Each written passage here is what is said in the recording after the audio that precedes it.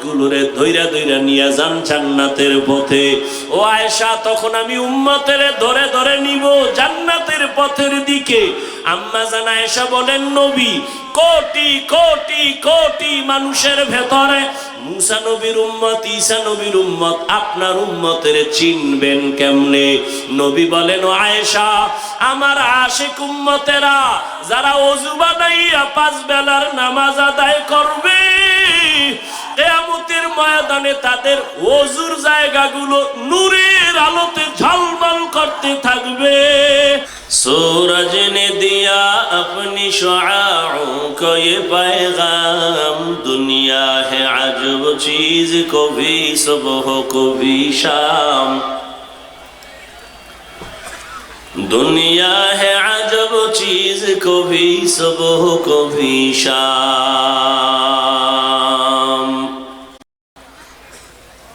दुनिया में हो दुनिया का तलबगार नहीं हो,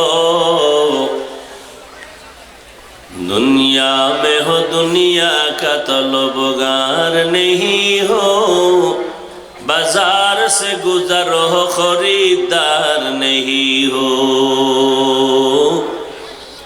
बाजार से गुजरो खरीदार नहीं हो।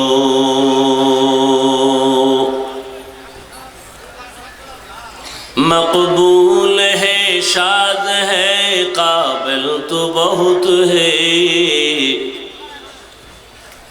मकबूल है शाद है काबिल तो बहुत है, आईना के मानिंदे तू नहीं दिल तू बहुत है, आईना के मानिंदे तू नहीं दिल तू बहुत है, ला इलाहा इल्लाल्लाह। অত্র অঞ্চলের বিভিন্ন স্থান থেকে আগত আল্লাহ পাকের আশিকিন, জাকিরিন, শাকিরিন, মুহিব্বিন, মুরব্বিয়ান এজাম, কলিজার টুকরা আমার সমবয়সী যুবক বন্ধুগণ, স্নেহের ছোট ভাই, পর্দার আড়ালে মাইকের আওয়াজ শ্রবণরতা সম্মানিতা মা ও বোনেরা, দয়াময় রব্বুল আলামিনের দরবারে লাখো কোটি শুকর ও সুজুদ যে মহান রব্বুল আলামিন ফিতনার যুগে হাজারো লাখো মানুষের মধ্য থেকে বাছাই করে পৃথিবীর শ্রেষ্ঠ মজলিস, উলামায়ে আহলে হকের মজলিস, গুনাহ মাফের মজলিস, তওবা কবুলের মজলিস, বরকতিয়ে মজলিসে আমাদেরকে রব্বুল আলামিন কবুল করেছেন, আশা ও বসার তৌফিক দান করেছেন। নেয়ামতের শুকর আদায়ার্থে ঈমানের আওয়াজকে উঁচু করে এক আওয়াজে উচ্চ কণ্ঠে দিল থেকে জবান খুলে মহব্বতে পড়ি আলহামদুলিল্লাহ।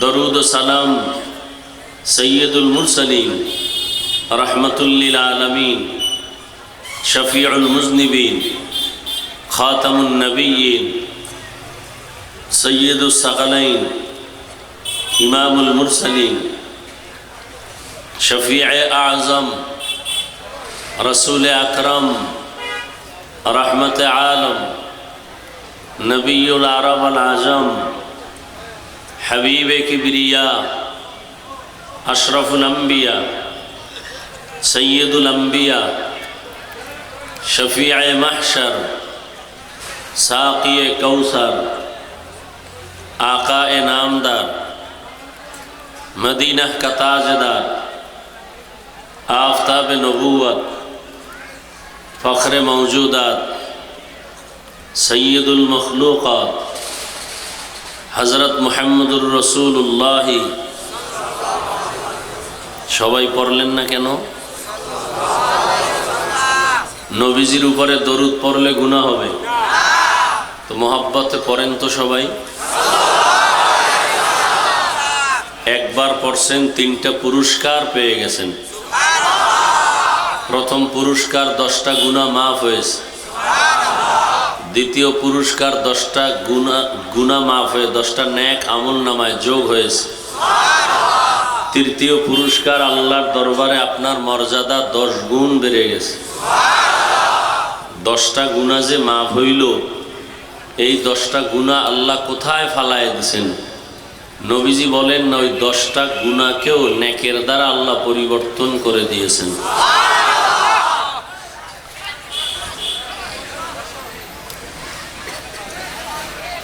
এই পিছনে কি রাস্তা?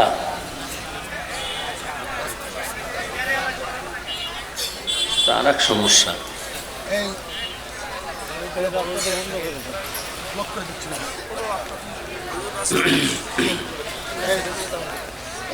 ওয়াজ হবে এক জায়গা থেকে, এখন পিছন থেকেও যদি ওয়াজ হয়, আওয়াজ হয়, ও ডাইনে কারা জানি ওয়াজ করতেছে, ওদিকে রাস্তায় ওয়াজ।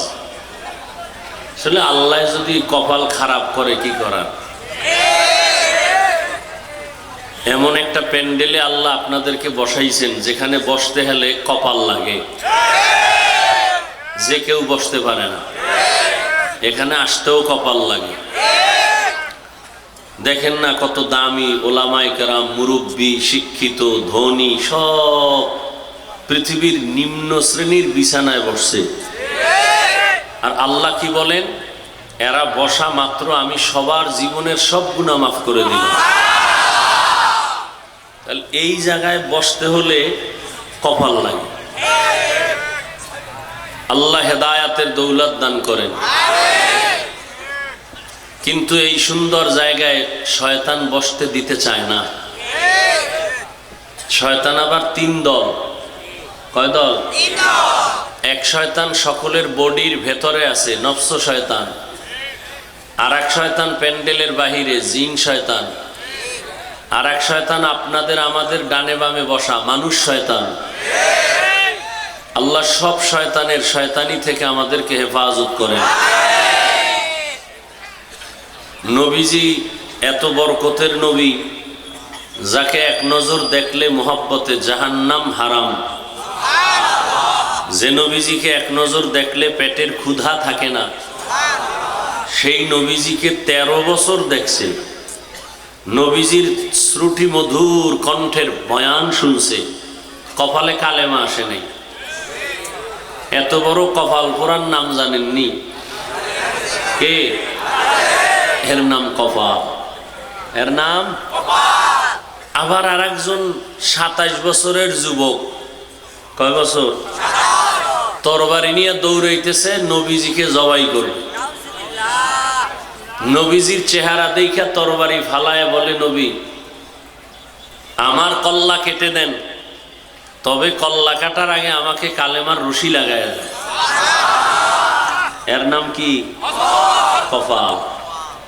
13 বছর নবীজির দেখলো, বয়ান শুনলো, কপালে কালেমা জুটে নেই। আর 27 বছরের যুবক তরবারি নিয়ে নবীকে জবাই করতে গিয়া কালেমাওয়ালা হয়ে গেল। এর নাম কি? কপাল। আমার আম্মা একটা কথা বলেন গ্রামের ভাষায়, যে হয় সে এক চোটেই হয়। তার মানে যার কপাল ভালো হয় তারটা শুরুর থেকেই ভালো হয়। আর যার কপাল খারাপ হয় ও প্রথমে মা বাবার সাথে বেয়াদবি করে, এরপরে আলেমদের সাথে বেয়াদবি করে। আর আমি তো সারা বাংলাদেশে চ্যালেঞ্জ দিয়ে বলি, যারা আলেমদের বিরুদ্ধে ফেসবুকে লেখে আর বলে, এরা প্রত্যেকটা সন্তান মা বাবার অভিশপ্ত সন্তান। একটাও মা বাবার আদরের না। খোঁজ নেন ভালো করে। একটা সন্তান যারা আলেমের বিরুদ্ধে লেখে বলে, খোঁজ নিয়ে দেখবেন ওদের উপরে মা বাবা বেজার। খোঁজ নেন ভালো করে, খোঁজ নেন। পৃথিবীর কোনো মা বলবে না তুই কাউকে গালি দে, সে মা হতে পারে না। কোনো মা বলবে না তুই শত্রু বাড়া, তোর কাজ কি বাবা, তুই লেখাপড়া করে একটা ভালো মানুষ হ। আমি তোরে না খাইয়া কত কষ্ট করে মানুষ বানাইছি, বড় করছি, তোর আচরণে কেউ কষ্ট পাইয়া বরদোয়া দিবে, আমি মা এটা চাই না, সহ্য করতে পারি না। এই জন্য বললাম, শুধু এখানে কেন, কালকে ঢাকায় বলেছি, যারা উলামায়ে কেরামের বিরুদ্ধে বলবে আর লেখবে, সে যে লাইনের আলেম হোক, সে আলেম, তার কাছে কোরআন আছে, তার কাছে সুন্নতের আলো আছে, আমার কাছে নাই। সে আলেম, আমি আলেম না। এই আলেমের বিরুদ্ধে যারা বলে আর লেখে, এরা প্রত্যেকটা সন্তান পিতামাতার অভিশপ্ত সন্তান। কিয়ামত পর্যন্ত আর কোনদিন নবীজি আসবেন? সাহাবায়ে কেরাম আসবেন? আসবেন না। কোন আইম্মায়ে কেরাম আসবেন? ইমাম বুখারী, ইমাম মুসলিম, ইমাম তিরমিজি, ইমাম আবু হানিফা, ইমাম শাফি, ইমাম মালিক, ইমাম আহমদ বিন হাম্বল রাহিমাহুমুল্লাহ কেউ আসবেন? আচ্ছা, এদের পরে বড় বড় আউলিয়ায়ে কেরাম, মুজাদ্দিদ আল ফেসানি, বড় পীর আব্দুল কাদের জিলানী, খাজা মাইনুদ্দিন চিশতি আজমিরি, শাহজালাল, শাহ পরান, শাহ মখদুম, শাহ আমানত সহ আর কোনদিন তারা আসবেন? কিয়ামত পর্যন্তই জাতিকে শান্তির পথ দেখাবেন, জান্নাতের পথ দেখাবেন কোরআন সুন্নাহর আলোকে একমাত্র, শুধুমাত্র, কেবলমাত্র উলামায়ে আহলে হক। অতএব উলামায়ে কেরামের প্রতি মানুষের ঘৃণা জমানো, এটা সারা পৃথিবীর বিধর্মীদের একটা গভীর চক্রান্ত। কেন? আলেমের প্রতি যদি মানুষের অভক্তি আসে, ঘৃণা আসে, তখন আর আলেমের বয়ান শুনবে না। আর ইসলামের কথা তো আলেম ছাড়া কেউ বলবেও না। মানুষ আস্তে আস্তে আলেম থেকে দূরে যাবে, আলেমরা বয়ান করার লোক পাবে না, ইসলাম আস্তে আস্তে দুর্বল হয়ে যাবে। এটা গভীর ষড়যন্ত্র। এজন্য দোয়া করি, এতগুলো আল্লাহর বান্দা বসে আছেন, কারো না কারো আমিন আমি জানি, বিশ্বাস করি রসুলের হাদিস। আল্লাহ আমারটা না, এই ময়দানে বহু আল্লাহর বান্দা আছেন যাদের আমিন খালি ফেরত যাবে না। দোয়া করি যারা উলামায়ে কেরামের ইজ্জতকে নষ্ট করার জন্য, সম্মান কমানোর জন্য ষড়যন্ত্র করে, আল্লাহ ওদের হেদায়েত দান করে। উলামায়ে কেরামের ইজ্জতকে আল্লাহ বাড়ায় দেন। উলামায়ে কেরামের ইজ্জত বাড়লে উম্মতেরও ইজ্জত বাড়ে, আর উলামায়ে কেরামের ইজ্জত কমলে উম্মতেরও ইজ্জত কমে যায়। যে সমস্ত উলামায়ে হযরত আওয়াজ বয়ান করেছেন, আপনারাও শুনছেন, উলামায়ে কেরামের কথা সবাইকে সহি তরিকায় আমল করার তৌফিক দান করেন। আমি আপনাদের দোয়া নিতে আসছি অনেক কষ্ট করে। আমাকে আপনারা দাওয়াত না দিলে কি আসতে পারতাম? সম্ভব? বরং দাওয়াত দিছেন, আসছি। তাও দিছেন মানে বহুবার, বহু বছর চেষ্টা করে করে, যোগাযোগ করে করে, পারি না, সুযোগ নাই। এভাবে করতে করতে আল্লাহ আসমান থেকে আজকে সিদ্ধান্ত নিছেন, ফয়সালা করছেন যে এখানে আজকে এই মাহফিল হবে। আল্লাহ হওয়াচ্ছেন। এজন্য আমি বলি একটা কথা সব মাহফিলে, বান্দা চাইলে কিছুই হয় না, আল্লাহ চাইলে সব হয়।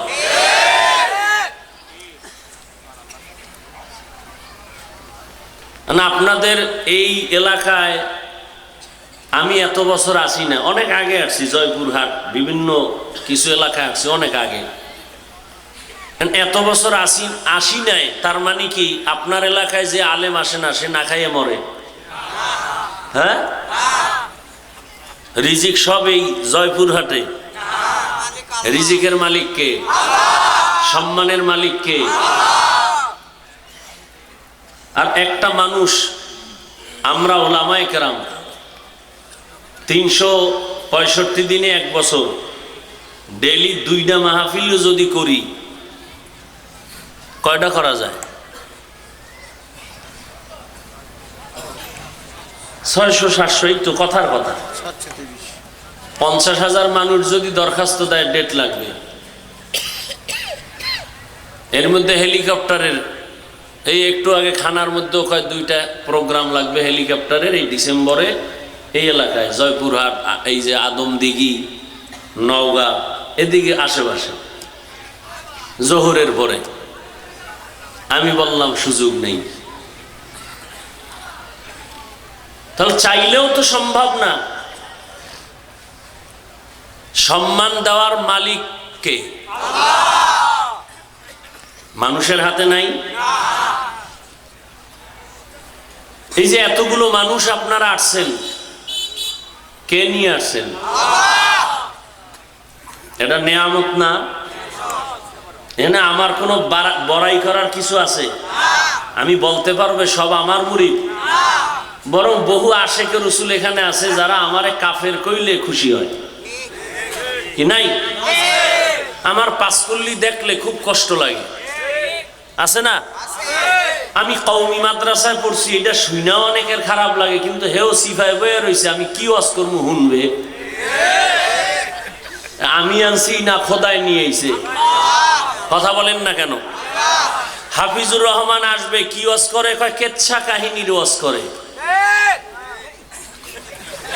হ্যাঁ ঠিকই, সত্য কথা, কেচ্ছা কাহিনীর ওয়াজ করে। এখন ওই লোকটাকে জিজ্ঞাসা করা দরকার, ও আল্লাহর বান্দা, তুমি বলো হাফিজুর রহমান কেচ্ছা কাহিনীর ওয়াজ করে, সেই কেচ্ছা কাহিনীর ওয়াজ তুমি তো সমর্থন করো না। কয় না, তারছো কেন? আল্লাহ হেদায়াতের দৌলত দান করেন, আরো মহাব্বতে বলেন। সব কথার মূল কথা আল্লাহ নিয়ে আসছেন। এখন দোয়া করা দরকার, আল্লাহ গুনাহ নিয়ে যেন বাড়ি না যায়। আল্লাহ আপনি সবাইকে হেদায়াতের দৌলত দান করেন। আল্লাহ, আমি কোরআনে হাকিমের সূরা আহজাবের 2 টুকরা আয়াত পড়েছি, নবীজির হাদিস থেকে ছোট্ট এক টুকরো হাদিস পড়েছি। আয়াত ও হাদিসের আলোকে ইখলাস ও রুহানিয়তের সমন্বয়ে সহি নিয়তে, সহি তরিকায়, সহি কিছু কথা আমাকে বলার মতো, আপনাদেরকে শুনবার মতো দয়াময় রব্বুল আলামিন তৌফিক দান করুন।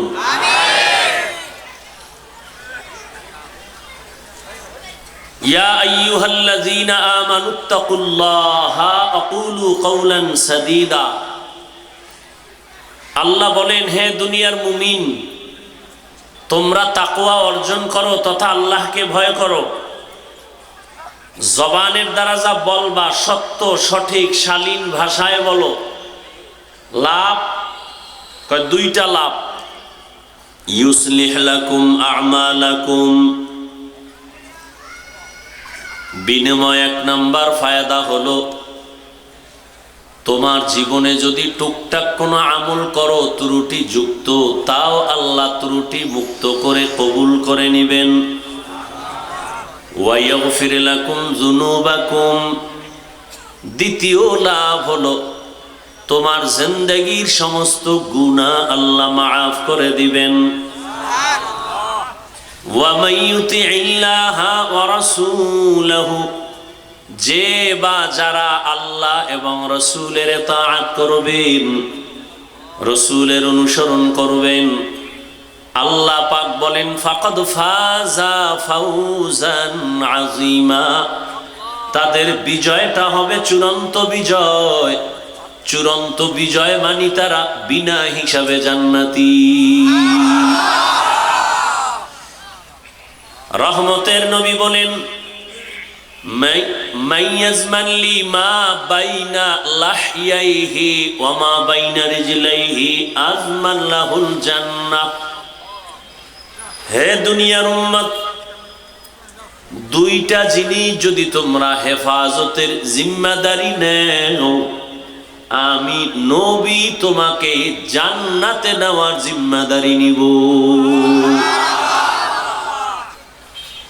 2 জিনিস হেফাজতের, প্রথম হলো জবানের হেফাজত করো, কন্ট্রোল করো। 2 জিনিসের দ্বিতীয় হলো লজ্জাস্থানের হেফাজত করো। নবী বলেন এই 2 জিনিস হেফাজতের জিম্মাদারি যদি নাও, আমি নবী তোকে জান্নাতে নেওয়ার জিম্মাদারি নিব। তরজমা শেষ। এবার কিছু ব্যাখ্যা। ওলামায়ে কেরাম যে ব্যাখ্যা করেছেন ওগুলো মুখস্থ করে আসছি, আপনাদের কিছু শোনাবো। আমার থেকে কিছু বানাইয়া গবেষণা করে বলা চিন্তা তো দূরের কথা, এই বেয়াদবিমূলক সাহসও আমার নাই। আপনাদের দোয়া আমার চলার পুঁজি, মা বাবার দোয়া, মুরব্বী ওলামায়ে কেরামের দোয়া, আমার শিক্ষকদের দোয়া আমার চলার পুঁজি। আমার এলেমও নাই, আমলও নেই। আলহামদুলিল্লাহ চলতেছে সেই ছাত্র জীবন থেকে, দৌড়াচ্ছি ময়দানে। আর কতদিন আল্লাহ দৌড়ার তৌফিক দিবেন সে আল্লাহ ভালো জানেন। তবে এতটুকু বিশ্বাস, যদি আল্লাহকে সাথে নিয়ে চলতে পারি ইখলাসের সাথে, তো বাংলাদেশ কেন সারা দুনিয়ার মানুষ মাইক লইয়াও যদি বিরুদ্ধে নামে এক বিন্দু ক্ষতি করতে পারবে না ইনশাআল্লাহ। বরং আমি তো দেখি বাস্তবে এটা, জোয়ারের পানিতে বাদ দিলে পানির শক্তি বাড়ে না কমে? এই যুবক বাবারা, আমরা তো সমাজের বোকা টুপিওয়ালারা। তোমরা বলো চায়ের দোকানে বসে হুজুরেরা কি বুঝে, আসলে আমরা বুঝি না, আমরা বোকা। আমরা যদি বোকা না হইতাম তাহলে তোমরা যেই পরিমাণ আমাদের গালি দাও, আমরা এগুলোর জবাব দিতাম। তোমাকে সাথে সামনে পাইলে একটা থাপ্পড় দিতাম। কিন্তু আমি কেন, কোনো ওলামায়ে কেরাম এত গালি শুনেন কিন্তু জবাব দেন না, বরং সামনে দাঁড়াইলে হাসি মুখে বুকে লাগায় সালাম দেয়। আমরা বোকা, আসলেই বোকা। বোকা থাকাই ভালো। জ্ঞানীরা পলাইছে, আর একদল নাচতেছে, আবার একদল আইব, আবার পলাইব। আর আমরা বোকার দল, আগেও যেমন ছিলাম এখনো আছি, ওই রকম ভবিষ্যতে সম্মানে থাকবো ইনশাআল্লাহ। আমাকে কোনো টেনশন নাই। চেয়ারম্যানের চেয়ারের মেয়াদ শেষ, আমগো চেয়ারের কোনো মেয়াদই নাই। আছে? হ্যাঁ, আওয়ামী লীগ গেল না আইলো, বিএমপি গেল না আইলো, অন্য কেউ আসলো না গেল, ওই চিন্তা নাই। কারণ আমরা টাকা দিয়া সম্মান কিনি নাই, আমগো সম্মান দিছেন আল্লাহ। টাকার সম্মানে একবার ফুলের মালা, পরে জুতার মালা। আর আল্লাহর দেওয়া সম্মান, এখানে কারো কলম চলে না। हकीकत से तो दुनिया बेखबर है, दुनिया की नुमाइश पर नजर है। नमी गुयम के आज दुनिया जुदा बाश, बहरकारी के बाशी बा खुदा बाश।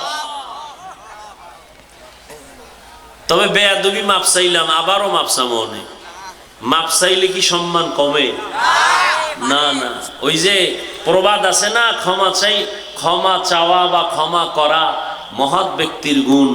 ভুল করাটা অন্যায় না, ভুল স্বীকার না করাটা অন্যায়।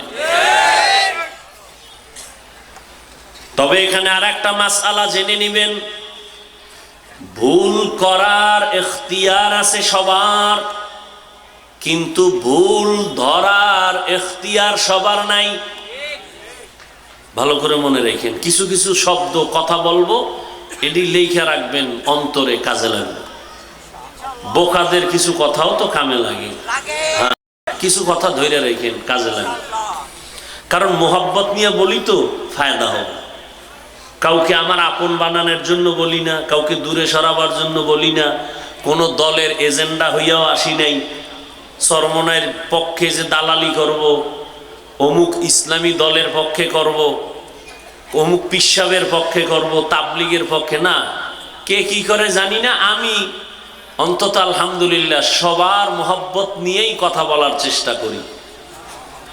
একটা বয়ান পাইবেন না যে বলছি চরমনাই না গেলে জাহান্নামে যেতে হবে, পাঁচকুল্লি না পড়লে জাহান্নামে যেতে হবে, তাবলিগ না করলে জাহান্নামে যেতে হবে, কওমি মাদ্রাসায় না পড়লে জাহান্নামে যেতে হবে। আমার জিন্দেগির কোনো বয়ানে পাবেন কিনা সন্দেহ। বরং অনেকে ভয় পায় আমগো হুজুর বানায় ভালাইব না, বরং আমি যেই লাইনে আছে ওই লাইনে রাইখা জান্নাতের পথ কেমনে পায় আমি এই পরামর্শটা দিব, আর কিছু না। তুমি স্কুলে আছো, ওখানে থাইকা জান্নাত কেমনে পাবা সেই পরামর্শ দিব। তুমি কলেজে পড়ো, ওখানে থেকে তুমি জান্নাত কেমনে পাইবা সেই পরামর্শ দিব।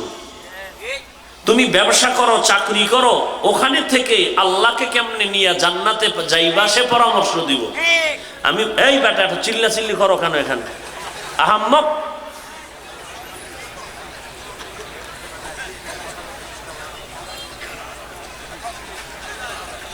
আমি শুরুতেই বলছি এটা এমন একটা প্যান্ডেল যেখানে বসা মাত্র গুনাহ মাফ, যেখানে যত ফজিলত, বিপরীত কিছু করলে সেখানে গজবটাও মারাত্মক। হাত উঠায় কোনো বরদোয়া কেউ করে না, করা লাগেও না। জাগা মতো বেয়াদবি করলে ফয়সালা আসমান থেকে চলে আসে। শুরুতে বলছি না 13 বছর নবীজিকে দেখছে, বয়ান শুনছে, কপালে কালেমা আসে না, এর নাম কপাল। আর 27 বছরের যুবক তরবারি নিয়ে নবীকে জবাই করতে গিয়া কালেমা নিয়া তরবারি নিয়ে আবার দাঁড়ায় গেল। বাইতুল্লাহর পার্শ্বে দাঁড়ায় বলে, এই মুশরিক কাফের, মুহাম্মদের বিরুদ্ধে কথা বলেছ, আয়। 5 মিনিট আগে আমি মুহাম্মদের হত্যাকারী হিসেবে প্রমাণিত ছিলাম, এখন আমি মুহাম্মদের বন্ধু। মুহাম্মদের বিরুদ্ধে একটা কথা বলবি, মুহাম্মদের প্রয়োজন নাই, আমার তরবারি কাফি, সামনে দাঁড়াও। এর নাম কপাল। মানুষ ভালো হইতে বহু সময় লাগে, কপাল পুইরা রাস্তায় পাগল হয়ে ঘুরতে 1 সেকেন্ড সময় লাগে না।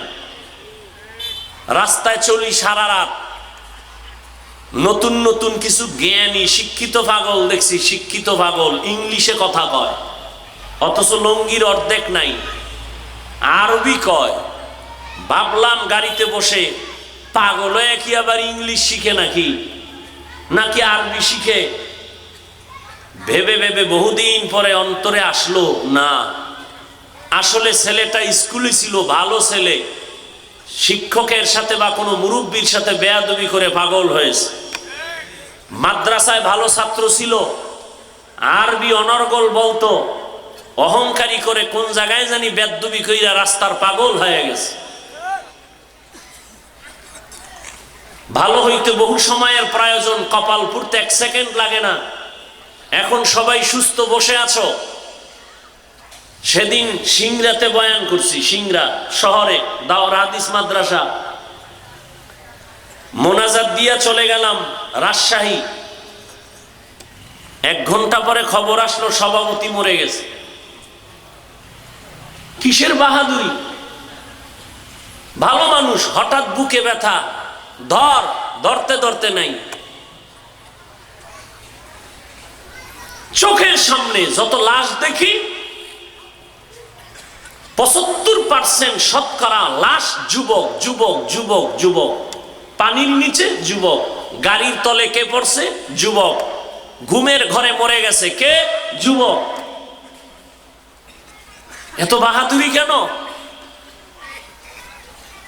কিসের বড়াই করি? ওই এক আল্লাহর বান্দা বয়ান করতেছেন, হঠাৎ করে কণ্ঠের সাউন্ড বন্ধ হয়ে গেছে।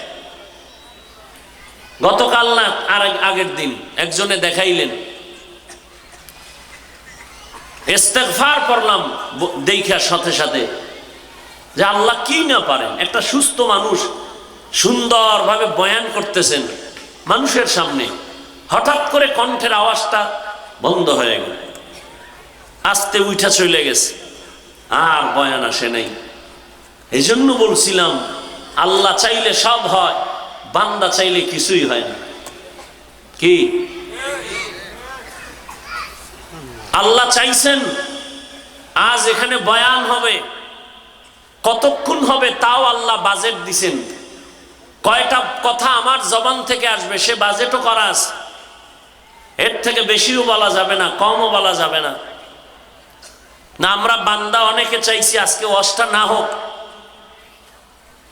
আল্লাহ কইছে না হবে। আবার বান্দা চাইছে হোক, আল্লাহ কইছে হবে না, বৃষ্টি শুরু।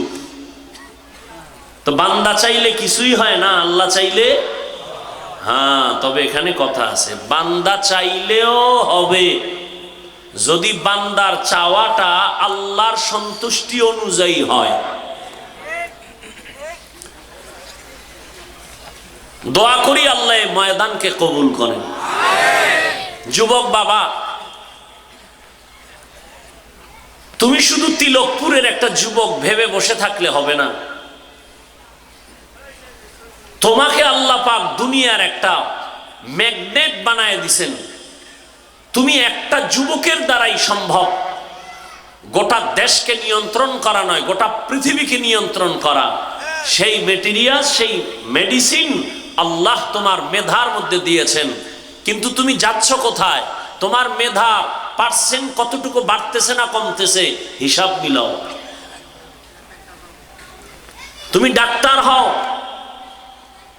তিলকপুরের নয়, আমার দেশের গৌরবান্বিত ডাক্তার হও, তোমাকে বিদেশে হায়ার করে নিয়ে যাবে। তুমি তিলকপুরের ডাক্তার হওয়ার চিন্তা কেন করো? তুমি সর্বোচ্চ সম্মানে ডাক্তার হবা সেই চিন্তা করো। সেই মেধা তো আছে। সারা রাত মোবাইল নিয়ে আকাম করবা, কবিরা গুনাহ করে করে রাত কাটাইয়া অল্প বয়সে চেহারা নষ্ট করে ফেলেছো। তুমি তো ভাবতেছো তোমাকে খুব সুন্দর দেখা যায়, আয়নার সামনে দাঁড়াও, তোমার চেহারার মধ্যে কোনো নূর নাই, তোমার চেহারার মধ্যে কোনো আকর্ষণ নাই, তোমার দিকে তাকাইলে মায়া লাগে না। অথচ তুমি মুসলমান, অথচ তুমি রসুলের উম্মত। মাত্র বয়স তোমার 25 থেকে 30, অথচ 40 বছর পর্যন্ত চেহারা নষ্ট হবে না, কোনো মেডিসিন দেওয়ার প্রয়োজন নেই। অথচ 30 বছরে চেহারা নষ্ট কেন? গুনাহ করলে চেহারা ঠিক থাকে না। সারা রাত মোবাইল নিয়ে কবিরা গুনাহ করো, কেউ দেখে না, দরওয়াজা জানালা বন্ধ, কিন্তু আল্লাহ দেখেননি। কথা বলেন না কেন? তোমার 40 বছরের এখনো বহুদিন বাকি, 25 বছরের চেহারায় বরণ কয়, বরণ কি কয়, বরণ উঠবে কেন? বিষয় কি? তোমার চেহারার কালার নষ্ট হবে কেন? একমাত্র কারণ গুনাহের ফলাফল। হ্যাঁ, এখনো আবার ফিরে আসো যদি গুনাহ থেকে, আল্লাহ আবার চেহারায় নূর দান করবেন। আল্লাহ আমার কলিজার প্রত্যেকটা যুবককে আল্লাহ তুমি দ্বীনের খাদেম হিসেবে কবুল করো। আমার তেলাওয়াতকৃত আয়াতে আল্লাহ দুটো আদেশ দিয়েছেন মুমিনকে, কোনো বেঈমানকে না।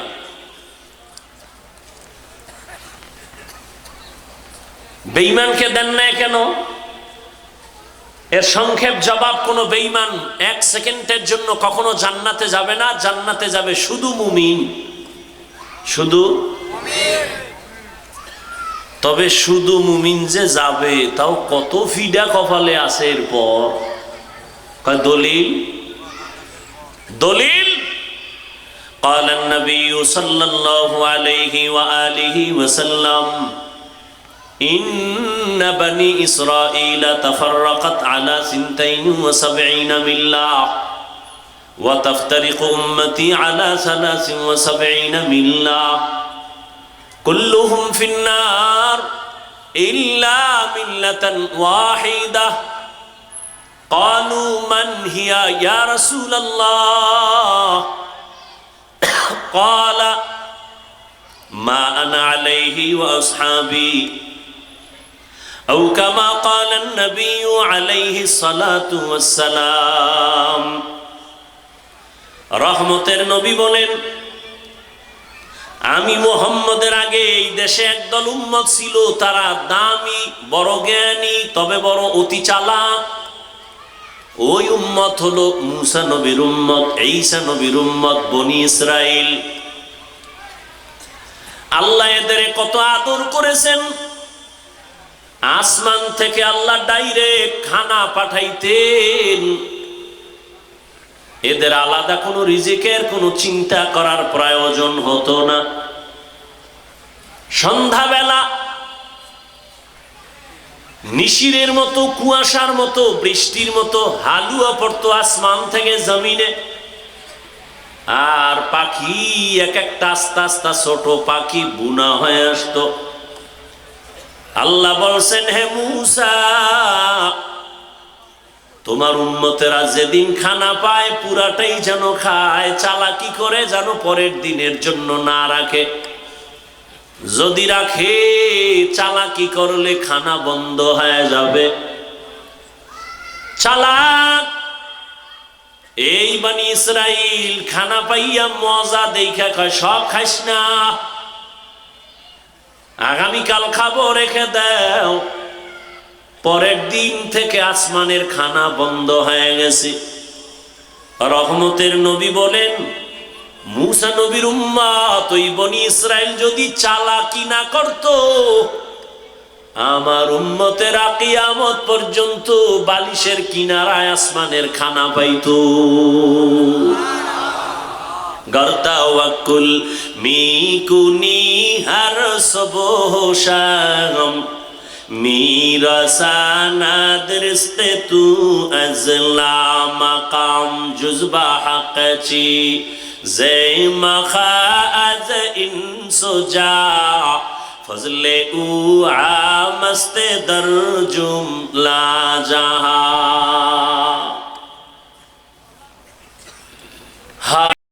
अहमद कुजाबा मोहम्मद कैबुवद नस्बत तोरा कारे शैता मीकुनी नामत बोली गरोली नस्तो लानत बरोवली मन अहब्बा सुन्नती कौले रसूल मजदाए काना माई हम कुन कबूल।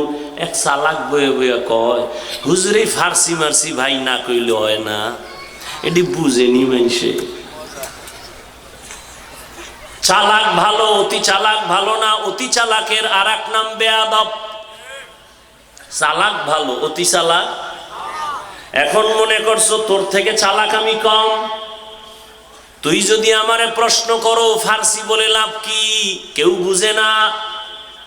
আমি যদি আবার তোকে প্রশ্ন করি তাহলে কোরআনের আয়াত হাদিস বন্ধ করে দেই, কারণ শতকরা 95 জন আরবি বুঝে না। বন্ধ করে দেই। চালাক ভালো, অতি চালাক ভালো না। অতি চালাকের আর এক নাম বেয়াদব। লিকুল্লি শাইইন জিনাতুন ফিল ওয়ারা ওয়াজিনাতুল মারই তামামিল আদাবি। রহমতের নবী বলেন, বনি ইসরাইল এত চালাক, বেশি বুঝে বুঝে নিজেদের মধ্যে দ্বন্দ্ব, কয় আমি ভালো তুই খারাপ। এভাবে করে করে তারা দলে দলে 72-এ পরিণত হয়েছে। আমার উম্মত আরো চালাক, ওদের দল আর একটা বেড়ে যাবে। ও যুবক বাবারা, জিব্বা নারা একটু বলবানি কত? কুল্লুহুম ফিন্নার। নবী বলেন সব জাহান্নামে যাবে, ইল্লা মিল্লাতান ওয়াহিদা, এক দল মাত্র জান্নাতে যাবে। তাহলে এক দল যদি জান্নাতে যায়, জাহান্নামী কয় দল? 72। এই কথা কি নতুন শুনছেন? আরো আগেও শুনছেন, কিন্তু এখানে একটা পয়েন্ট আছে, এটা হয়তো বা অনেকে শুনেন নাই। যদি শুনে থাকেন আবার শুনেন। 73 দলের ভেতরে এক দল জান্নাতে যাবে, 72 দল জাহান্নামে যাবে। এই যে 72 দল জাহান্নামে যাবে, এরা কেউ হিন্দু না, বৌদ্ধ না, ইহুদি না, খ্রিস্টান না, এরা সব হবে মুমিন মুসলমান। মনে হয় এই কথাটা অনেকে জানেন না। এই 72 দল জাহান্নামী সব হবে মুসলমান, মুমিনের ভেতরে। এবার বুঝেন, মুমিন যে জান্নাত পাবে কত ভিডা কপালে খাওয়ার পর।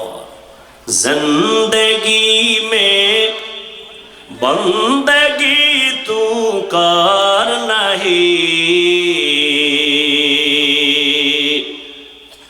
খারাপ লাগে না? জিন্দেগি মে বন্দেগি তু কর নাহি, जिंदगी बे बंदगी शर्मिंदा है, जिंदगी बे বন্দেগি শর্মিন্দা হে। যুবকেরা ভাল লাগে? একতারা হইলে একটু মজা পাইতি, কারণ এখন বাংলাদেশের যুবক তো আপডেট হয়ে গেছে। বাংলা শুনে না, সব হিন্দি। মোবাইলে হিন্দি গান লাগাইয়া লাফায়। লাফাও কেন অর্থ জানুনি, আব্বাও জানে না, আমিও জানি না। লাফাও কেন কয় মজা লাগে। এরে যুবক, ঘুমের মধ্যে মানুষ মরেনি, এই চিন্তাটা যদি বালিশে মাথা লাগায় করতি, যে ঘুমের মধ্যে যদি আজরাইল এসে হাজির হয়, আর আজরাইল আইসা যদি তাকায় দেখেন আমার কানের মধ্যে গানের তার ঢুকানো, মুসলমান হিসাবে যদি চিন্তা করতি, কানের মধ্যে গানের তার লাগায় ঘুমাতে পারতি না। আল্লাহর ভয় তাকওয়া নাই, এ কারণে বয়ান তো তুমিও জানো, এরপরও আমলের খাতা বড় শূন্য। এর কারণ কি? একমাত্র কারণ জাহান্নামের আযাবের ভয় অন্তরে নাই, তাকওয়া নাই। হারকে দারাত খৌফে হক দার দিল মাদাম জন্নতুল মাওয়া দেহদ উ রামাকাম জুজবা হকচি জে মখাজ ইনসো জা ফজলে উআ মস্তে দরজুম লা জাহা। কত সুন্দর কণ্ঠওয়ালাদের, কত সুন্দর হামদে বাড়ি তাআলা, কত সুন্দর নাতে রাসূল। এগুলো শুনো, গান শুনো না। সারা রাত মোবাইলের ডিউটি তো করবি, আমার বয়ানি কি আর হেদায়াত হবে? তবে দাবি আমারে যুবক, মাঝে মাঝে যখন ঘুমাইয়া মোবাইলের ডিউটি শেষ, এখন ঘুমে যাবি যাবি ভাব, মাঝে মাঝে আমার একটা আবদার রক্ষা করিও। যখন তুমি ঘুমায় যাইবা, তোমার মোবাইলের ডিউটি শেষ, ঠিক ওই সময় ইউটিউবে ঢুইকা সার্চ দিবা কোরআন তেলাওয়াত, দেখবা মক্কা মদিনার ইমাম সেখানে হাজির। একজনের তেলাওয়াতের উপরে টাচ করে মোবাইলটা ওপেন করো, তেলাওয়াত চলতে থাক, বালিশের কাছে মোবাইলটা রাইখা আস্তে ঘুমায় যাও, তেলাওয়াত শুনতে শুনতে ঘুমায় যা। ইনশাআল্লাহ এক সপ্তাহের মধ্যে নিজেই চোখের পানি ছেড়ে তওবা করবি। কোরআন তেলাওয়াত শুনবো, নাচ শুনবো, আর গান বাদ্যের আওয়াজ কানে নিব না। यहाँ हम सब मुसाफिर दिल ना लगा, अहले दिल की नजर से रूह करता जा, यहाँ हम सब मुसाफिर दिल ना लगा, अहले दिल की नजर से रूह करता जा, शाह दौलत सब फकीर घर नेक ने, शाह दौलत सब फकीर घर नेक ने, जिंदगी में बंदगी तू कर नहीं, जिंदगी में बंदगी तू कर नहीं, जिंदगी बे बंदगी शर्मिंदा है, जिंदगी बे बंदगी शर्मिंदा है, जिंदगी में बंदगी कुन बंदगी, बंदगी बे जिंदगी शर्मिंदगी। 72 দল জাহান্নামে যাবে, এক দল জান্নাতে যাবে। সাহাবায়ে কেরাম বললেন, মান হিয়া ইয়া রাসূলুল্লাহ।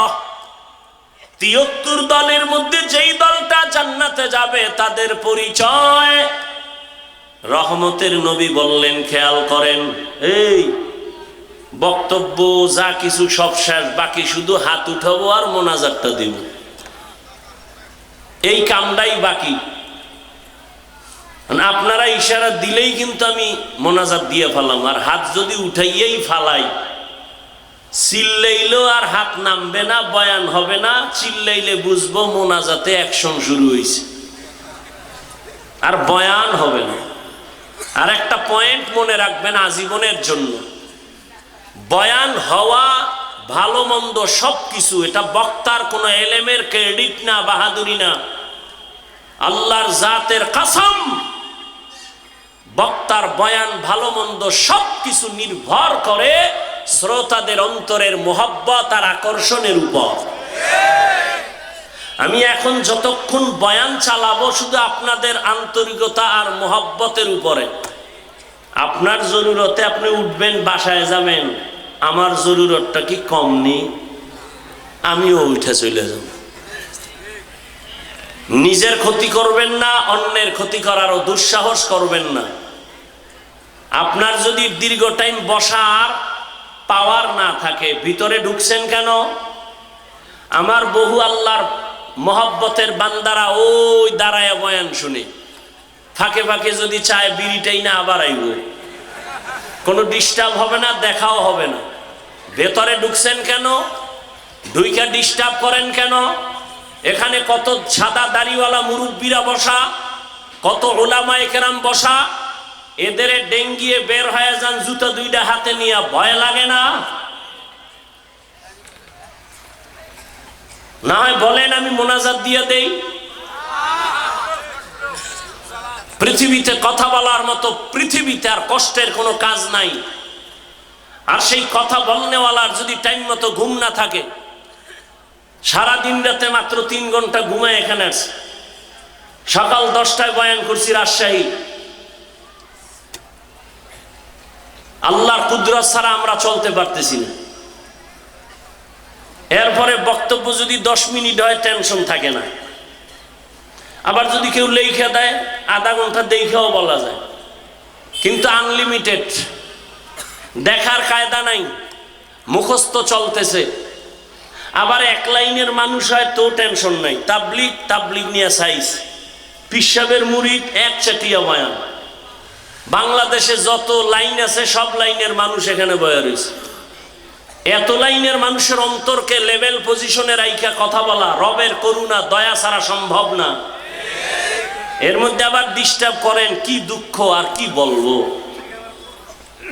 আল্লাহ আমাকে হেদায়াত দান করেন। আপনাদের হেদায়াত লাগলে আপনারটা আপনি দোয়া করে নেন, কারণ এখন অন্যের লেগে দোয়া করলেও মামলা হয়। বুঝেন না কথা? পিরোজপুরে দোয়া করছি এহসানের জন্য। কেন? সুদ মুক্ত ব্যবসা, এটা রহমত। সুদের ব্যবসা রহমত না সুদ ছাড়া ব্যবসা রহমত? সেই দোয়া করছি। অলিপুর সাহেব সেই দোয়া করলেন। মুফতি মিজানুর রহমান সাইদ সাহেব আমারে ধৈর্য নিয়ে গেলেন, আমি চিনি না সেই জায়গা, কানা যাইতে হইব। গেলাম, গিয়ে দেই এনে ডিসি এসপি এগো কেরেস দিতেছে, সবাই প্রশংসা করলেন। আর আমারে মাওলায় কথা বলার মধ্যে দিয়া একটা ছিদ্র রাইখা দিছে। আল্লাহ বলাইছেন, শেষে বলছিলাম দুনিয়ার লোভ যদি ঢুকে যায়, তা ঠিকই ঢুকছে, দুনিয়ার লোভ ঢুকছে। ঢোকার কারণে অন্যের টাকা নিজের মনে করলে গজব নেমে আসে মরার আগেই। অন্যের টাকা নিজের মনে করলে গজব নেমে আসে। অথচ আল্লাহর জাত ও সিফাতের কসম, একটা পয়সা পর্যন্ত হারাম ভাবে, নাহক ভাবে, অবৈধ ভাবে জীবনে আসে নাই। আমি সেই বাবার সন্তান যে দস্তারখান যদি না থাকে প্লেটের নিচে, আমার বাবা প্লেট টেনে নিয়ে যাইতেন, খানা দিতেন না, মাকে ধমকাইতেন দস্তারখান দাও নাই কেন। আর এখন তো আমার যুবকরা দস্তারখান চিনেই না। এক জায়গায় দাওয়াত দিছে, খাইতে গেছি, দস্তারখান কই, কতক্ষণ পর পত্রিকা লইছি। আমি বললাম এই লেডিস আর জন্ডিসের ছবি হবে না, কাপড়ের নাই, প্লেট থুয়ে যে গেছে। আমি কি পিছের দরজা দিয়ে কি ভাগলো?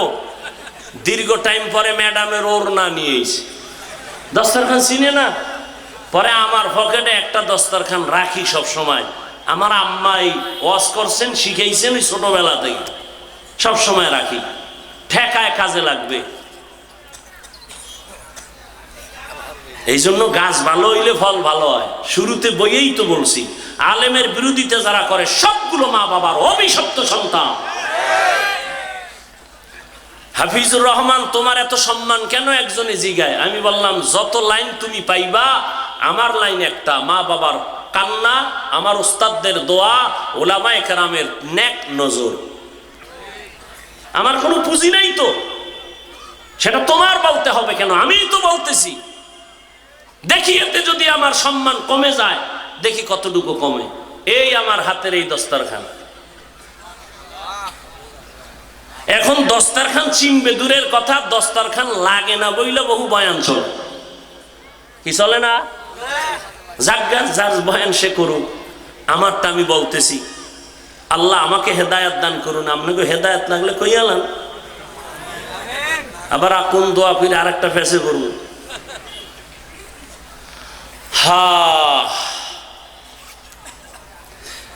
दुनिया में हो दुनिया का तलबगार ना हो,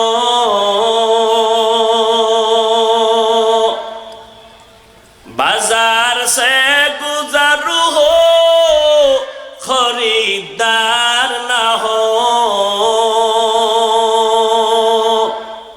ये दुनिया एक मिसल कागज फूल है, ये दुनिया एक मिसल कागज फूल है, जिंदगी में बंदगी तू कर नहीं, जिंदगी में बंदगी तू कर नहीं, जिंदगी में बंदगी शर्मिंदा है, जिंदगी में बंदगी शर्मिंदा है। কিছুক্ষণ সময় দিবেন নি? দুই একটা কিস্সা কাহিনীও শুনাম, একটু ঘুরাইয়া আইতেছি লাইনে। কারণ যেহেতু এত বদনাম, দুই একটা না শুনাইলে হয়। আমরা কেচ্ছা কাহিনীর ওয়াজ করি, টুক শুনাইয়াই যাই। তবে একটা কথা বলি, বলছি না বোকাগো কথাও দুই একটা কামে লাগে। লেখা রাখিস যুবক, তুই আমারে খারাপ জানতে পারো, বেয়াদবি মাপ চাইছি আগে, আবার চাইলাম মাপ চাই। খুব দিল থেকে কথাগুলো বলতেছি, চূড়ান্ত মোহাব্বতের দাবি নিয়ে বলতেছি। তুমি আমাকে খারাপ ভাবতে পারো, আমি তোমাকে খারাপ ভাবি না। আমি তোমাকে কলিজা দিয়ে মোহাব্বত করি। তুমি বলো হাফিজ ভাই এখন নিচে নাইমে আমার পাও ধরো, আমি দাঁড়িয়ে রাখবো। বল, আমি এখন নিচে নেমে আসবো। আমি কোনো হুজুর বানাইতে কেউ এখানে আসি নাই। বলছি তুমি যেখানে আছো ওখানে থাইকা জানো আল্লাহকে নিয়ে আর জান্নাত পাও, সেই পরামর্শ শুধু দিব। তবে ডিস্টার্ব করো না বাবা, একটু সময় দাও। কত রাত তো গুনায় কাটায় দিতেছো, এখানে আল্লাহর বান্দারা বসে আছে, না জানি বসাটা নাজাতের ওসিলা হয়ে যায়। আল্লাহ কবুল করে।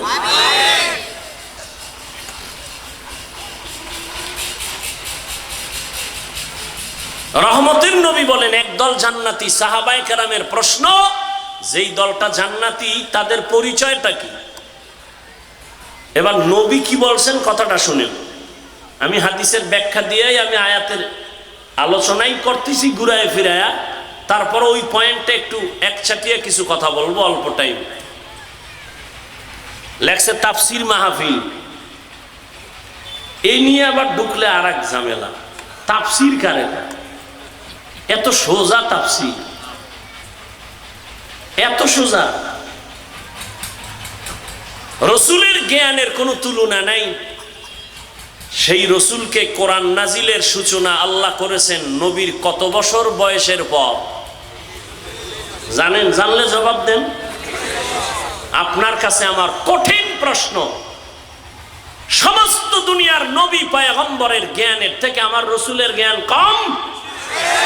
তো ঈসা নবীকে ছোটবেলা আল্লাহ কিতাব দিছেন, আমার রসুলকে তো আল্লাহ আগের থেকেই সিলেকশন করে নিয়েছেন। আমার রসুল তো একদিকে মুস্তফা, অন্যদিকে মুজতবা। আমার রসুল তো ওই রসুল যে ইব্রাহিম আল্লাহর বন্ধু, ইসমাইল নবী আল্লাহর বন্ধু, মুসা নবী আল্লাহর বন্ধু, ঈসা নবী আল্লাহর বন্ধু, দাউদ নবী আল্লাহর বন্ধু, ইউসুফ নবী আল্লাহর বন্ধু, মুহাম্মদও আল্লাহর বন্ধু। ব্যবধান কি? সব নবী রসুল আল্লাহর আশিক, আর আল্লাহ বলেন আমি আল্লাহ নিজে মুহাম্মদের আশিক। সেই নবীর জ্ঞান কম? প্রশ্ন জটিল। সেই নবীকে 40-এর পরে কোরআন দিলেন কেন? প্রশ্ন হয় না? হয় না? নাম্বার 2, দীর্ঘ 40 বছর রসুল কি করলেন? কালেমার দাওয়াত নাই, রোজার দাওয়াত নাই, জিকিরের কথা নাই, নামাজের দাওয়াত নাই। দীর্ঘ 40 বছর রহমতের নবী বাইতুল্লাহ থেকে একটু হেঁটে হেঁটে কিছু দূর হেরা পাহাড়, ওই পাহাড়ের উপরে উঠিয়া ভেতরে একটা গর্তের মধ্যে বসে বসে আল্লাহর ধ্যানে সময় কাটাচ্ছেন। একদিন আর দুদিন না, সপ্তাহকে সপ্তাহ, মাসকে মাস নবী বাসায় যান না। আম্মা জান খাদিজা রাদিয়াল্লাহু আনহা মহিলা হইয়া নাস্তা বানাইয়া ওই পাহাড় বেয়ে উপরে উঠা কষ্ট করে নবীজির কাছে নাস্তা গিয়া পৌঁছাইয়া দিতেন। ও আক্কেলপুরের মুসলমান, ও জয়পুরহাটের জ্ঞানী বাবারা, বেয়াদবি ক্ষমা চাইতেছি রে যুবক। 1 নাম্বার প্রশ্ন, বিশ্ব নবীকে আল্লাহ 40-এর পরে কোরআন দিলেন কেন? দ্বিতীয় প্রশ্ন, বাইতুল্লাহ সাইরা নবী হেরা পাহাড়ে 40 বছর ধ্যান করেন কেন? প্রশ্নের জবাব দাও। হেরা পাহাড়ের দাম বেশি না বাইতুল্লাহর দাম বেশি? বলো বলো। বাইতুল্লাহর দাম তো কোরআন স্বীকৃত। ইন্না আউওয়ালা বাইতিন উযিআ লিন-নাস লাল্লাযী বিবাক্কাতা মুবারাকাও ওয়া হুদা মুবারাকাও ওয়া হুদাল লিল আলামিন। ইকালামে জিন্দা কুরআনে হাকিম হিকমতে উলা ইয়াজালাসতু কাদিম। আল্লাহর ঘরের দাম তো তুলনাই হবে না। জমিনে যত মসজিদ, এগুলো কার ঘর? সব আল্লাহর ঘর। টাঙ্গাইলে যাবেন, ওখানে কত গম্বুজের দামি পাথর দিয়া মসজিদ বানাইছি। অর্ধুলাঙ্গ নারীরাও গিয়া ছবি তুলতে যায়, আজান হয় কপাল পোড়া, নামাজ পড়ে না। কথা কয় না? বাইতুল মুকাররম বাংলাদেশের জাতীয় মসজিদ, এটাও আল্লাহর ঘর। আক্কেলপুরের গ্রামে একটা খের দিয়া মসজিদ বানাইছে, এটাও কার ঘর? কিন্তু এই ঘরগুলোর একটারও এই পরিমাণ সম্মান নাই বাইতুল্লাহর যেই পরিমাণ সম্মান। বাইতুল্লাহর এত দাম। বাইতুল মুকাররম ওই টাঙ্গাইলের গম্বুজওয়ালা মসজিদ, আমাদের বরিশাল একটা মসজিদ আছে, সেখানেও বড় দামি মানুষরা দেখতে যায়। সারাদিন যদি তাকায় থাকবে, একটা নেক আমল নামায় আসবে না। আর বাইতুল্লাহ এমন দামি ঘর, যতক্ষণ তাকায় থাকবে অনবরত সওয়াব শুধু লেখা হবে। আরো আসতে বলেন। মাইকলা কই? মাইকলা কই? ঘুমায় ঘুমায় কই? এই ঘুমাও, ভলিউম বাড়া।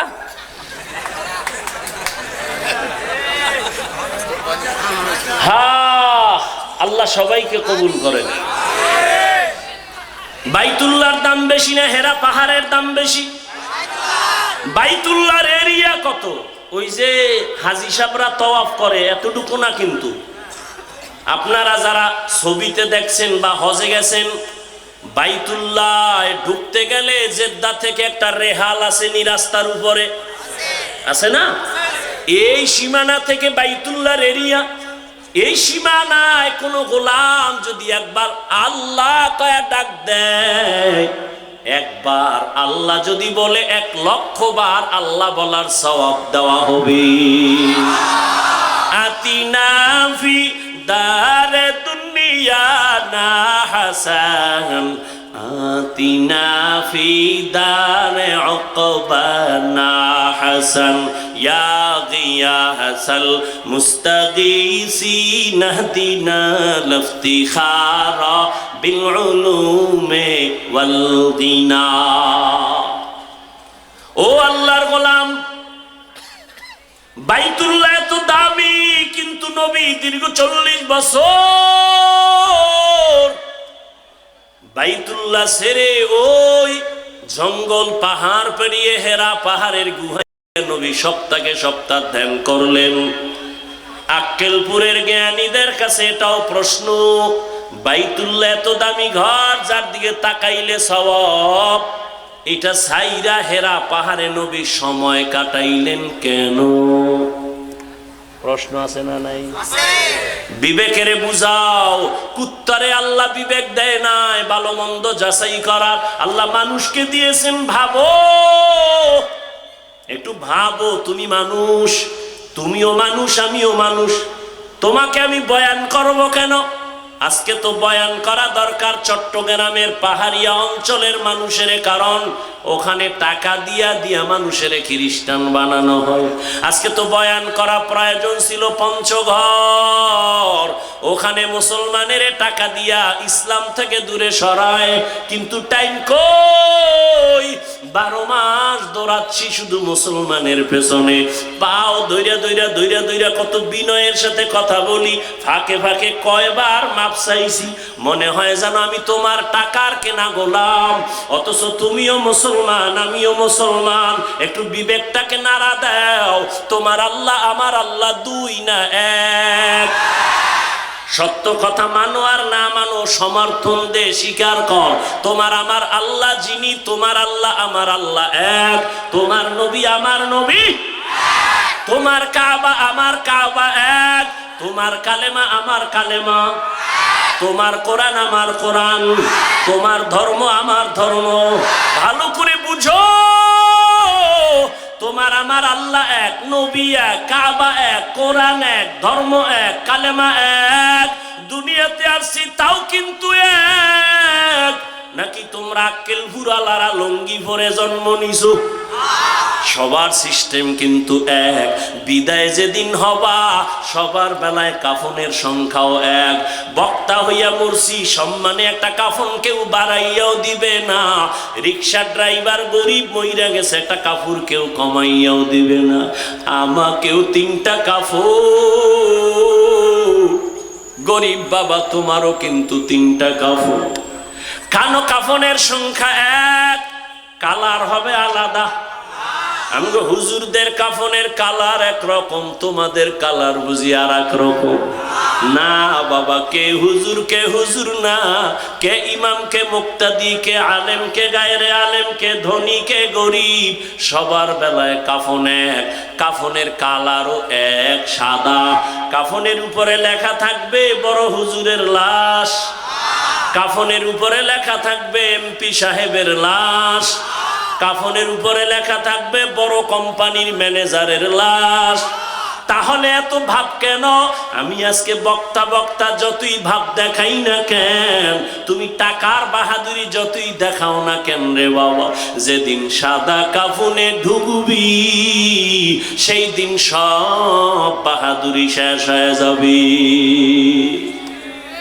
কোটি টাকার মালিক দেখো অভাব হয় না দূর, গরিব ঘুমায় আরাম করে মনটা বাহাদুর। ফেরাউনের লাশটা দেখো মিশর জাদু ঘরে, খায় না মাটি পোকা মাছি সবাই ঘৃণা করে। হৃদয়ে থাকিবে যার নম্রতা সদা, রহমত আসিবে সেথা প্রভুর ওয়াদা। বড়র বড়াই থাকলে দিলে রহমত আসবে না, নিজেকে নিজে ছোট মনে করিও সদা। উঁচু জমিন থেকে পানি নিচু জমিনে যায়, তেমনি খোদার রহমত আসে নম্রতার হৃদয়। ভোগবিলাসের বাড়ি গাড়ি পরে রবে সব, ভোগবিলাসের বাড়ি গাড়ি পরে রবে সব। থাকতে সময় স্মরণ করো আল্লাহ আমার রব। বিবেকের কাছে প্রশ্ন রেখে গেলাম, ও জ্ঞানী বাবারা আমি বোকা, তবে নিজের বিবেকের কাছে প্রশ্ন রেখে গেলাম রে যুবক। এত বিশ্ব নবী জ্ঞানী, তাকে 40-এর পরে আল্লাহ কোরআন দিলেন কেন? এখান থেকেও শিক্ষা নেওয়ার অনেক সবক। বাইতুল্লাহ সাইরা নবী হেরা পাহাড়ে ধ্যান করে কাটাইলেন কেন? এখানেও অনেক সবক আছে আমাদের। আবার 250 গ্রাম ওজনের কোরআন, এই কোরআনটা নবীর কাছে আসতে সময় লাগছে কয়দিন? জানা থাকলে বলেন কয় বছর? 250 গ্রামের ওজনের কোরআন শরীফ আমার রসুলের মতো ব্যক্তি, যার জ্ঞানের কোনো তুলনা নাই, তার কাছে আল্লাহ কোরআন দিতে যদি 23 বছর সময় লাগায়, ওই কোরআন বুঝি তুমি রাতারাতি পইরা মুফাসসির হবা? মিথ্যা কথা, ধোঁকা ছাড়া কিছুই না। আল্লাহ হেদায়েত দান করুন। কষ্ট হইতেছে?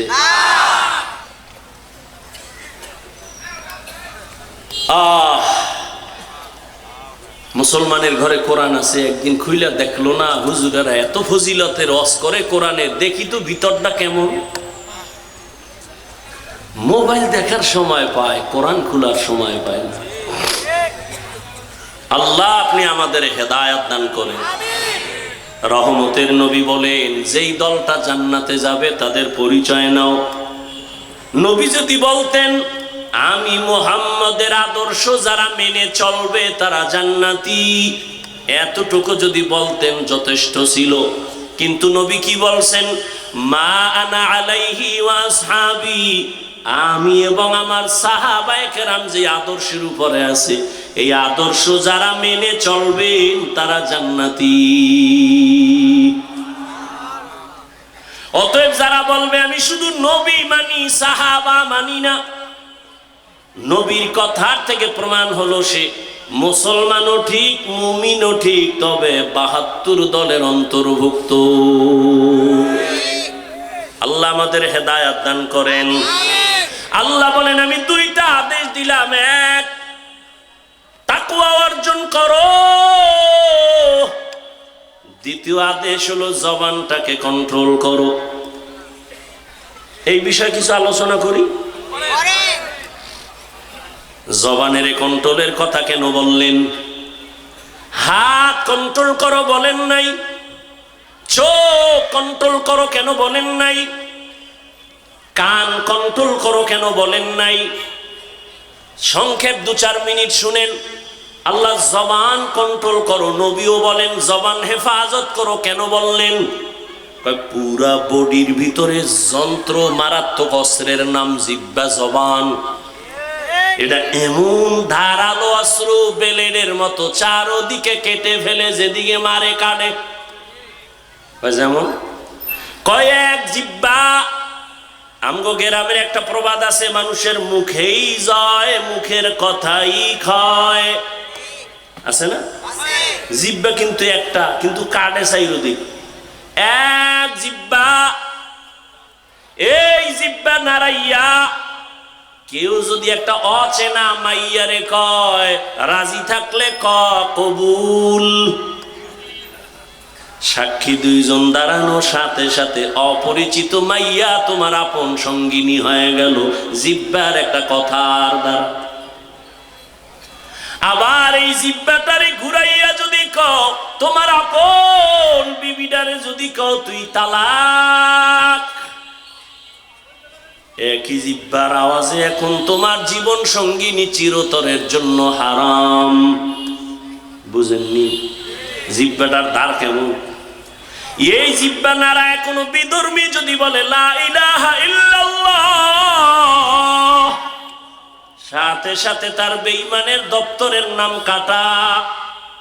আবার যদি ওই কোন কালেমাওয়ালা মুমিন যদি বলে আমি আল্লাহ মানি, কোরআনের ওই আয়াত মানি না, আমি কোরআন মানি তবে কোরআনের রাজনীতি পছন্দ করি না, কয় একই জিহ্বার কথার দ্বারা তোর ঈমান চলে যায়। কোরআনের রাজনীতি নাই? হ্যাঁ, তোমার মতো ধান্দাবাজি, ভেট নীতি, দুর্নীতি এটা ইসলাম কোরআনে নেই। কথা কয় না? বরং আমি তো ঢাকায় বলেছি পৃথিবীতে শ্রেষ্ঠ রাজনীতির কিতাবের নাম কোরআন। সত্য কথা মানো আর না মানো, স্বীকার করতে না বলছি যুবকদের, তোমরাই তো ভবিষ্যৎ, তোমগো আর কত কইতাম। রহমতের নবী খুশি, বিপদ মুহূর্তে চতুর্দিক থেকে মুসিবত, নবীর ঘরের পার্শ্বে সব রেডি, নবীরে মারবে। মায়ার নবী কান্নে কান্না করেন, সন্তান বিপদে পড়লে আব্বার কাছে টেলিফোন করে, আব্বা কয় আব্বা কই তুমি আসো, বাবা আমার উপরে বিপদ তাড়াতাড়ি দৌড়াও। মাকে টেলিফোন করে কয় মা আমার উপরে মুসিবত, তুমি একটু দোয়া করিও। কিন্তু মায়ার নবী কেমন এতিম, জীবনে একবার আব্বা বলে ডাক দিতে পারেন নাই। 6 বছরে মা হারায় নবী অসহায়। নবী বলেন এর উপরে আবার বিপদ, আমি যদি দোয়া করতাম উহুদ পাহাড় স্বর্ণ বানায় দিত আমার আল্লাহ, কোনোদিন দোয়া করি নাই, বরং উল্টা করছি কি, ও আল্লাহ আমারে গরিবী হালাতে রাখো, আমারে গরিবী হালাতে মরণ দিও, কিয়ামতের দিন গরিবদের সাথে আমারে হাসরে উঠাইও। নবী কয় ওরে গরিব, বড়লোকের টাকা আর বাড়ি দেখে আফসোস করিস না, কিয়ামতের দিন ওই টাকাওয়ালার 500 বছর আগে গরিব তোরে জান্নাতে আল্লাহ দিবে। কোন গরিব? যে গাঞ্জা খায়, রিক্সা চালায়, টাকা দিয়ে ক্যারাম বোর্ড খেলায়, তাস খেলে, জুয়া খেলে, মদ খায়। বেলালের মতো গরিব,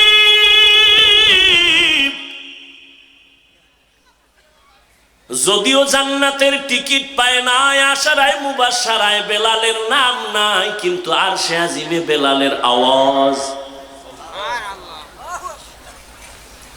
আবু হুরায়রা 10 জন জান্নাতীদের মধ্যে আবু হুরায়রার নাম নাই, কিন্তু আবু হুরায়রা থেকে এই পরিমাণ হাদিস কিতাবের মধ্যে হাদিসে আছে, অন্য কোন সাহাবীর থেকে এত পরিমাণ হাদিস নাই। একটু আগেই বলছিলাম আমার মাওলায় কবুল করলে যোগ্যতা লাগে না। দুনিয়ার মানুষ সম্মানের চেয়ারে বসাবার আগে যোগ্যতা চায়, আর আমার আল্লাহ যাকে চেয়ার দিবেন তাকে চেয়ারে বসাইয়া যোগ্যতা দেয়। ভাই আমার, জবানের একটা কথার দ্বারা মুমিন, আবার এক কথার দ্বারা বেঈমান। রহমতের নবী বলেন যখন আমার চারদিকে অন্ধকার দুশ্মন, আমি এত গরিব, আমারে 3 বছর পর্যন্ত শিয়াবে আবু তালিবের মধ্যে গৃহবন্দী করে রাখছে, খানা দেয় না, পানি দেয় না। আমি আল্লাহর এত প্রিয়, গাছের পাতা ছিঁড়ে ছিঁড়ে আমার পেটের ক্ষুধা নিবারণ করি, চাবায়া চাবায়া খাইয়া। ওই নবী বলেন ওই বিপদের সময় সব বুড়ারা আমার বিরোধিতা করেছে, যুবকেরা আমার উপকার করেছে। এই যুবক, ১৫০০ বছর পর রসুলের আদর্শের একটা উপকার কি করছো? একটা যুবক দাঁড়িয়ে রাখছে, তুমি কি বলতে পারছো আলহামদুলিল্লাহ যুবক ভাই অনেক ভালো দেখায়, দোয়া করিস আমিও যেন রাখতে পারি? তুমি উল্টাটা মারছো। তুমি জিজ্ঞাসা তোর বয়স কত? কয় এত। কয় এত তাড়াতাড়ি বুজুর্গ? এমন ভাবে তুমি কথা বলছো যে ওর অন্তরে কষ্ট গেছে, আল্লাহ তোমার উপরে বেজার হয়ে গেছে। এরে আল্লাহর গোলাম, জবান এমন একটা ধারালো অস্ত্র, বিচারকের চেয়ারে বসিয়া জিহ্বা নাড়ায় যদি কয় আসামি, ফাঁসির আসামিরে কয় তোরে খালাস, ফুলের মালা পরে বাড়ি। আবার বিচারক ওই জিহ্বা নাড়াইয়া বাম দিকে তাকায় যদি কয় পুলিশ, নিরপরাধীরে ধর, নিরপরাধী ফাঁসির মঞ্চে হাজির। জিহ্বা মারাত্মক অস্ত্র। আবার এটা আল্লাহর আলাদা একটা সুন্দর নেয়ামত বটে। কয় কেমন? কয় খানা নিয়ে বসছো, চোখ দিয়ে সব দেখছো, কোনো ময়লা নাই, ময়লা নাই, কিছুই নাই। তোমার চোখের রাডার সব বাছাই করে যখন লোকমা মুখে দিছো, জিহ্বার রাডারে ধরা পড়ছে একটা চুল। পড়েনি? জিহ্বার রাডারে ধরা পড়ে গেল। আরো কত বড় নেয়ামত! এই যে আমি মাউথ সামনে নিয়ে কথা বলি, মেশিন চলে, ফ্যানের বাতাস দিতেছে, না হয় দীর্ঘ টাইম চললে আগুন লাইগা সব পুড়ে যাবে। বিদ্যুতের বাতি জ্বলতেছে, বিল দেওয়া লাগবে। বুঝো, আমি তো নতুন কিছু কইতেছি না, পুরান কথাই তো। জিহ্বা নামের মেশিনটা দুনিয়াতে আসার থেকে যে চালু হইল, এই জিহ্বা নামের মেশিনটা নাড়ায়া কত হাজার হাজার হাজার হাজার কোটি কথা সাপ্লাই হলো। এই কথাগুলো কোন মেশিনে সাপ্লাই দেয়? ওই মেশিনের কে চার্জ দেয়, কে তেল দেয়, কে অকটেন দেয়? কথা বলতে বলতে বলতে বলতে কপাল ব্যথা করে, ঠোঁট ব্যথা করে, গাল ব্যথা করে, মাথা ব্যথা করে, জিহ্বা ব্যথা করে না? এত বড় নেয়ামতেই জিহ্বা। কয় জিহ্বা কন্ট্রোল করো, জিহ্বা দ্বারা যেন অন্যায়ের দিকে না যায়। আমি হাফিজুর রহমান ভালো না খারাপ, আমার জিহ্বার কথায় প্রমাণ করবে আমি ভালো না খারাপ। কি আমি মুমিন না মুসলমান না বিধর্মী, জিহ্বায় প্রমাণ করবে আমার আওয়াজ। আমি এলেমওয়ালা না এলেম সারা, আমার জিহ্বার কথায় প্রমাণ করবে। জিহ্বার কথায় প্রমাণ দিবে আমি কোন বংশের সন্তান। জিহ্বাটা কিন্তু তোমার আগে দৌড়ায়, পাতলা নরম, তোমার আগে দৌড়ায়। কন্ট্রোল করো। কেমনে? হাত অন্যায় করে বাইদা রাখ, অন্যায় করবে না। পা অন্যায় করে বেঁধে রাখো, অন্যায় করবে না। কান অন্যায় করলে পট্টি লাগা, অন্যায় কথা কানে আসবে না। চোখ যদি অন্যায় দেখে কালা চশমা লাগা, আর অন্যায় দেখবে না। জিহ্বা যদি অন্যায় করে কেমনে ঠিক করি? কয় রশি দিয়া বাঁধবি নি? কয় পারবো না। কষ্টেপ লাগানো যাবে নি? কয় তাও না। সুপার গুলো লাগাবি? কয় তাও সম্ভব না। কয় জিহ্বাটারে কন্ট্রোল কেমনে করি? বড় মারাত্মক। আল্লাহ কয় এটা আমার কুদরতের এমন একটা নিয়ামত, এটাকে যদি কন্ট্রোল করতে চাও, আমি মাওলার একটা কুদরতি মেডিসিন আছে, ওইটা দিয়ে ধর, জিহ্বা আর লাইন ছাড়া চলবে না। আল্লাহ তো কুদরতের মেডিসিন জিহ্বায় লাগায় দাও, কন্ট্রোল হয়ে যাবে। ওই মেডিসিনের নাম হলো তাকওয়া, আল্লাহর ভয়। আল্লাহর ভয় জিহ্বাটা দিয়া ধরো, জবানটারে কন্ট্রোল করো। আল্লাহর ভয় তাকওয়া মানি।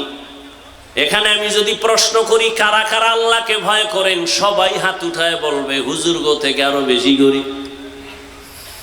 অথচ এখানে এমন আশেকে রাসূল বসে আছেন, ফজর পড়ে নাই, যোহর পড়ে নাই, আসর পড়ে নাই, মাগরিব পড়ে নাই, এশাও না। এরকম আশেক নাই? সেও বলে আল্লাহকে ভয় করি, আমি 5 বেলার নামাজ পড়ে বলি আল্লাহকে ভয় করি। যে দাড়ি রাখে না সেও বলে ভয় করি, আমি দাড়ি রাইখা বলি আল্লাহকে ভয় করি। আমি নামাজ পড়িয়া বলি, পর্দা করিয়া বলি আল্লাহকে ভয় করি। আপনি পর্দা না করে বলেন আল্লাহকে ভয় করি। দোনো দলের ভয় কি সমান? না। তাহলে ভয়ের হাকিকতটাই তো বুঝি নাই। আল্লাহকে ভয় করার হাকিকতটা কি?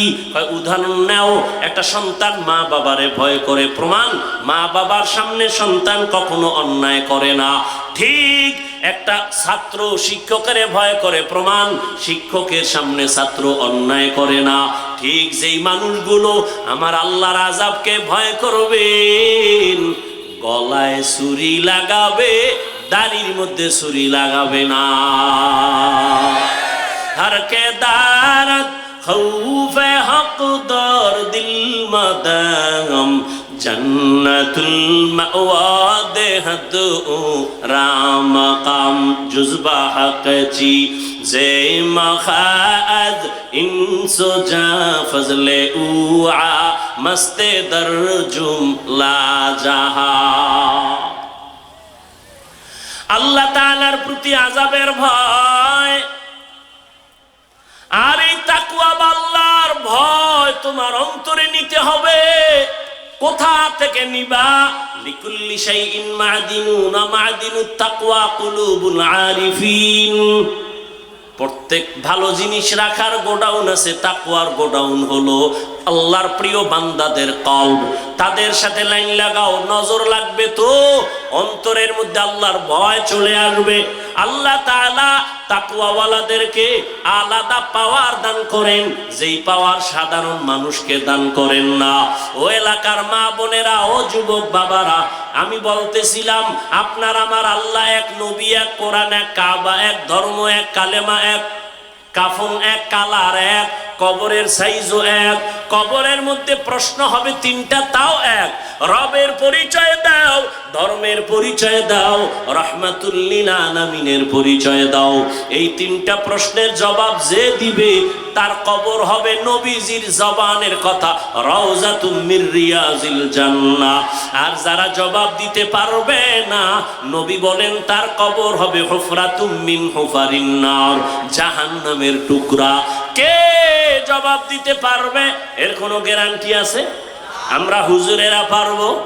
আরে আমরা হুজুর কেন, জাহান্নামের আযাবের ভয়, ওই কবরের প্রশ্নে কি জবাব দিব? আমি হুজুর কেন? এই ভয়ের কারণে জান্নাতের টিকিট পাইছেন 10 জন সাহাবা, তারাও কাঁদতেছেন আল্লাহর আদালতে কেমনে দাঁড়াবো। রহমতের নবী বলেন, আমি আমার হুজরায় এশার নামাজ পড়ে ঘুমাইলাম, আমি ঘুমাইতে গেলে আমার চোখ বন্ধ হয়, আমার অন্তর ঘুমায় না। আমি হঠাৎ করে শুনি কান্নার আওয়াজ আসতেছে, গভীর রাত, মসজিদ আমার মাথার কাছেই তো মসজিদে নববী, কে কান্না করে? আমি আস্তে আস্তে উঠলাম, বের হইলাম, আমি জানালা দিয়া নজর করে দেখি জান্নাতি 1 নাম্বারের সাহাবী আমার আবু বকর গভীর রাতে নামাজে দাঁড়ায়া হাউমাউ করে কান্না করে। নামাজ শেষ করার পরে আমি রহমতের নবী জিজ্ঞাসা করলাম, আবু বকর আপনি নামাজে কান্না করলেন কেন? আমার ঘুম ভেঙ্গে গেছে, আপনি কাঁদেন কেন? আবু বকর কান্না করে বলেন, ইয়া রাসূলুল্লাহ, আল্লাহর আদালতে আমি কেমনে দাঁড়াবো সেই ভয় নামাজে কান্না করেছি। রহমতের নবী বলেন, আবু বকর আপনাকে তো আল্লাহ জান্নাতের 1 নাম্বার সাহাবী ঘোষণা দিয়েছেন, এরপর আপনার কিসের ভয়? আবু বকর বলেন, ইয়া রাসূলুল্লাহ, যে আল্লাহ আমাকে খুশি হইয়া জান্নাতের টিকিট দিয়েছেন, ওই আল্লাহ যদি আমার উপরে আবার কোনো কারণে বেজার হইয়া যায়, টিকিটটা ক্যান্সেল হয়ে যাবে, এই ভয়ে কান্না করি। হাসরের ময়দানটা বড় ভয়ঙ্কর। ও নবী আপনিই তো বলেছেন, আল্লাহর নবী আপনিই তো বলেছেন এই জমিন হবে কিয়ামতের মাঠ, আরাফার ময়দান হবে আল্লাহর বিচারালয়, আদালত। নবী আপনিই তো বলেছেন আর কান্নাও করেছেন আপনি নিজে। কিয়ামতের বয়ান করতে গিয়া নবী আপনি কান্না করেছেন, আমরাও কান্না করেছি। কিয়ামত নাকি এমন ভয়ঙ্কর, জমিনটা সমতল, সব নারী আর পুরুষগুলো উলঙ্গ দাঁড়ায় যাবে, সব উলঙ্গ দাঁড়াবে। হাসরের ময়দানে সূর্যের গরম যখন শুরু হবে, মাটির জমিনটা সূর্যের গরমে তামা হয়ে যাবে। অন্যদিকে জাহান্নামের আওয়াজ, আবার আল্লাহ নিজে রাগান্বিত আওয়াজ দিয়া বলবেন, লিমানিল মুলকুল ইয়াউম লিল্লাহিল ওয়াহিদিল কাহ্হার। আল্লাহ তাআলার রাগান্বিত আওয়াজে হাসরের ময়দানটা থরথর করে কেঁপে উঠবে।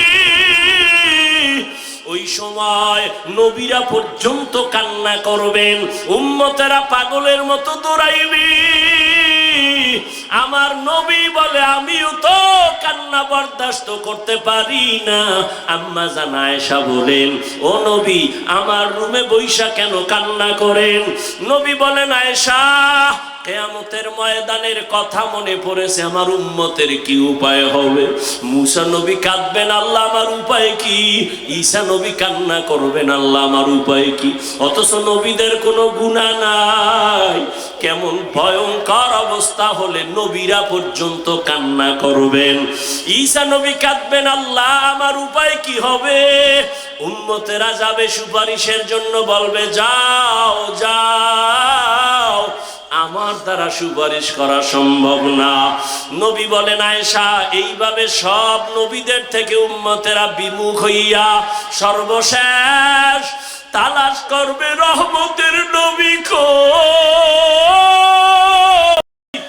আমাকে তালাশ করা শুরু করবে উম্মতেরা। ঈসা নবী বলবে, যাও মুহাম্মদের কাছে যাও। কোন বর্ণনায় আছে ঈসা নবী উম্মতের জায়গা দিয়া নবীর কাছে নিয়ে আসবেন। আম্মা জান আয়েশা বলেন, ইয়া রাসূলুল্লাহ, ওই সময় কি মহিলারা উলঙ্গ? বলে হ্যাঁ। কয় পুরুষেরা উলঙ্গ? বলে হ্যাঁ। কারো কি লজ্জা লাগবে না? নবী বলেন, আয়েশা, হাসরের মাঠ এমন ভয়ঙ্কর হবে, সূর্যের গরমে বেনামাজি গুনাহগারের মাথার মগজগুলো ভাতের মারের মতো ফুটতে থাকবে। কান্নায় এত পাগল, কেউ কারো দিকে তাকাবারও সুযোগ হবে না।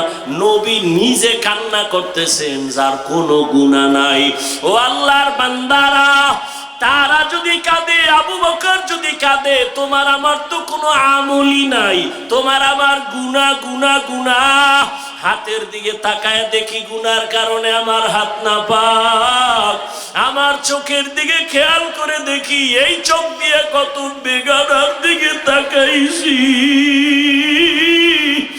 আমার গুনার খবর আমার মা জানে না, আমার বাবাই জানে না। যদি জানতো, আমারে আর কোনোদিন সম্মানের নজরে দেখতেন না। আমার আল্লাহ তো জানে আমি কোন দিন কোন রাত্রে কয়টা গুনাহ করেছি। আল্লাহ বলেন, আমি জানছি তুই যে সারা রাত মেয়েদের সাথে কথা বলছো, তোর মাও দেখে নাই, বাবাও দেখে নাই, আমি বাউলাই তো দেখছি। আমি আল্লাহ তোর গুনার খবর জানিয়া রাগ কইরা তোরে আমি মাইরা ফালাই নাই। আমি রাগ করিয়া তোরে আমি পানি বন্ধ করি নাই, বাতাস বন্ধ করি নাই, খানা বন্ধ করি নাই, কারণ আমি তোরে আদর করে বানাইছি। আমার ছেলে নাই, মেয়ে নাই, আমার স্ত্রী নাই, আমি তোদের বড় আশা কইরা মোহাব্বত করে বানাইছি। ওরে তুই যখন আব্বুকে আব্বু বলিয়া ডাক দাও, ওরে তুই যখন আম্মুকে আম্মু বলে ডাক দাও, আমি তখন কুদরতের নজর দিয়া তাকাই। ও বান্দা, তোর আব্বুরে তুই চিনলি আর মায়া কইরা ডাকলি। তোর আম্মুকে চিনছো, তোর আম্মুরে মায়া কইরা তুই ডাকছো। ওরে তোরে তো তোর আম্মু বানায় নাই, তোর আব্বু বানায় নাই, বানাইছি তো তোরে আমি। একবারও তুই আমি আল্লাহকে আল্লাহ বইলা তো ডাক দিলি না। ওরে আমার অন্যায় কি বল? তুই আব্বু কইয়া ডাকো, আম্মু বলে ডাকো। আমি আল্লাহরে কেন একবার ডাক দাও না? ও গুনাহগারেরা জবান খুলে একবার ডাক দাও, আল্লাহ আমার মাওলারে ভুইলা কই যাও রে বাবা। আজকে টুপির কারণে সম্মান কমে নাই, দাড়ির কারণে সম্মান কমে নাই, মাদ্রাসায় পড়ার কারণে সম্মান কমে নাই রে বাবা। আমি তোমাদের বলি না স্কুল ছাড়ো, মাদ্রাসায় যাও না। তুমি স্কুলে পড়ো, কলেজে পড়ো, বাবা ডাক্তার হও, ইঞ্জিনিয়ার হও, প্রফেসর হও, তবে অনুরোধ তুমি বেয়াদব হইও না রে বাবা। তোমার ব্যবহারে কোনোদিন যেন মা বাবা কষ্ট না পায়, তোমার আচরণে কোনোদিন যেন উস্তাদ শিক্ষক মুরব্বী কষ্ট না পায়, তোমার ব্যবহারে কোনোদিন যেন আলেম ওলামারা কষ্ট না পায়। মা বাবার দোয়া নিয়া চলিও। ওই মা বাবা শিক্ষক আর ওলামাদের দোয়া না থাকলে আমি এই চেয়ারে বসতে পারতাম না। আমার চেয়ারে বৈশা বয়ান করার মতো কোনো এলেম নাই, কোনো আমল নাই। আমার মা বাবার চোখের পানি আর আমার ওস্তাদদের দোয়া, উলামায়ে কেরামের নেক নজর রে বাবা। ও বাবা, তোমার মতো কি যুবক নাই? তাকাইয়া দেখো তোমার মতো কত যুবক স্কুলে পড়ে, কলেজে পড়ে, 5 বেলার নামাজও পড়ে। সত্য কথাটা স্বীকার করো, আসেনি? বলো বাবা, তুমি কেন পারো না? তোমার মতো যুবক রাস্তায় গাড়ি চালায়, নামাজ ছাড়ে না। আল্লাহ তোমারে বিবেক দিছে, একটু প্রশ্ন করো, তুমি কেন পারো না রে বাবা? তোমার মতো যুবক র্যাব, আর্মি, পুলিশ, বিডিআরের চাকরি করে, দাড়িওয়ালা নামাজির অভাব নাই। বলো বাবা, তুমি কেন পারো না? আসলে কি কোরআন শরীফ মিথ্যা মনে করছো? তাহলে একটা ভুল বের করে দেখাও। এখন যদি কোরআনের ভুল দেখাইতে পারো, আল্লাহর কসম আমি দাড়ি কেটে ফেলবো, নামাজ বাদ দিয়া প্যান্ট শার্ট টাই লাগায়া নাচ গান করে কোরআনের বিরুদ্ধে কথা বলবো। কিন্তু তুমি কেন 1500 বছর পর্যন্ত বহু পণ্ডিতেরা অপচেষ্টা করিয়াও ভুল বের করতে পারে নাই, তুমিও বাবা পারবা না? তোমার মনটাকে প্রশ্ন করো। তোমার মতো যুবক নদীর মধ্যে মাছ ধরে, নামাজ ছাড়ে না, কৃষি কাজ করে, নামাজ ছাড়ে না। তোমার মতো যুবক তাকায়া দেখো, আজ শ্রমিকের কাজ করে, নামাজ বাদ দেয় না। বলো বাবা, তুমি কেন পারো না? আমার ভয় লাগে, আমার মাওলা বুঝি তোমার উপরে বেজার, মা বাবায় বুঝি তোমার উপরে বেজার। ও বুড়া বাবাজিরা, আপনাদের মতো বুড়ারা মসজিদে গিয়া 5 বেলার নামাজ পড়ে আছে না নাই? আপনারা কেন পারেন না? ও আক্কেলপুরের আম্মা জানেরা, বোনেরা, মাইকের আওয়াজ শুনতেছেন রে মা? ও মা, আপনাদের সম্মান কত জানেননি? আপনারা নবীদের মায়ের মতো মা, সাহাবায়ে কেরামদের মায়ের মতো দামি মা। আপনারা তো আলেম ওলামাদের মায়ের মতো দামি মা। আপনারা তো খাদিজা রাদিয়াল্লাহু আনহার মতো নারী, ফাতেমা রাদিয়াল্লাহু আনহার মতো নারী, আয়েশা রাদিয়াল্লাহু আনহার মতো নারী। আপনারা তো আম্মা জান ও ইসমাইল নবীর মা হাজরা আলাইহা সালামের মতো দামি নারী, ঈসা নবীর মা মারিয়াম আলাইহা সালামের মতো দামি নারী। বেঈমান ফেরাউন আল্লাহর বড় দুশমন, নিজে গাদ্দারি কইরা আল্লাহর সাথে চ্যালেঞ্জ দিয়া খোদা দাবি করলো। ও বাবারা বলেন, ওই ফেরাউনের ঘরে তার স্ত্রীর নাম কি? ওই বেঈমান ফেরাউনের ঘরের স্ত্রী আসিয়া। এত বড় বেঈমানের ঘরে থাইকে আসিয়া আমার মাওলার আশিকা। রহমতের নবী বলেন, কিয়ামতের দিন জান্নাতে আসিয়ার সাথে আমার বিবাহ হবে। ও আম্মা জানেরা, আপনার স্বামী তো ফেরাউনের মতো খারাপ না। আপনি কি পারেন না 5 বেলার নামাজ পড়িয়া দোয়া করবেন, ও আল্লাহ আমার স্বামীর কামাই রুজিতে বরকত বাড়ায়া দাও। আপনার স্বামীকে যদি হাত ধইরা মাঝে মাঝে বলতেন, ও স্বামী আমার, তুমি কামাই রুজি করো, আমার আব্বা আম্মার আদর আর মায়া চাইরা তোমার ঘরে আসছি, না খাইয়া থাকলেও আসি, খাইয়া থাকলেও আসি। তবে আমার জীবনের তোমার কাছে একটা দাবি, জীবন গেল হারাম অবৈধ টাকা ঘরে ঢুকাইবা না, হারাম টাকা খাইয়া আমাদের রক্ত নাপাক করব না, আমাদের সন্তানদের রক্ত নাপাক করব না। আম্মা জান যদি বুঝাইতেন আপনার স্বামী কোনোদিন হারাম টাকা ঘরে আনতে পারতো না। এরে আম্মা জান, ও এত বড় বেঈমান ফেরাউনের ঘরে থাইকা আসিয়া আমার আল্লাহকে ভুলি না, আসিয়ার জবান থেকে আমার মাওলার জিকিরের আওয়াজ।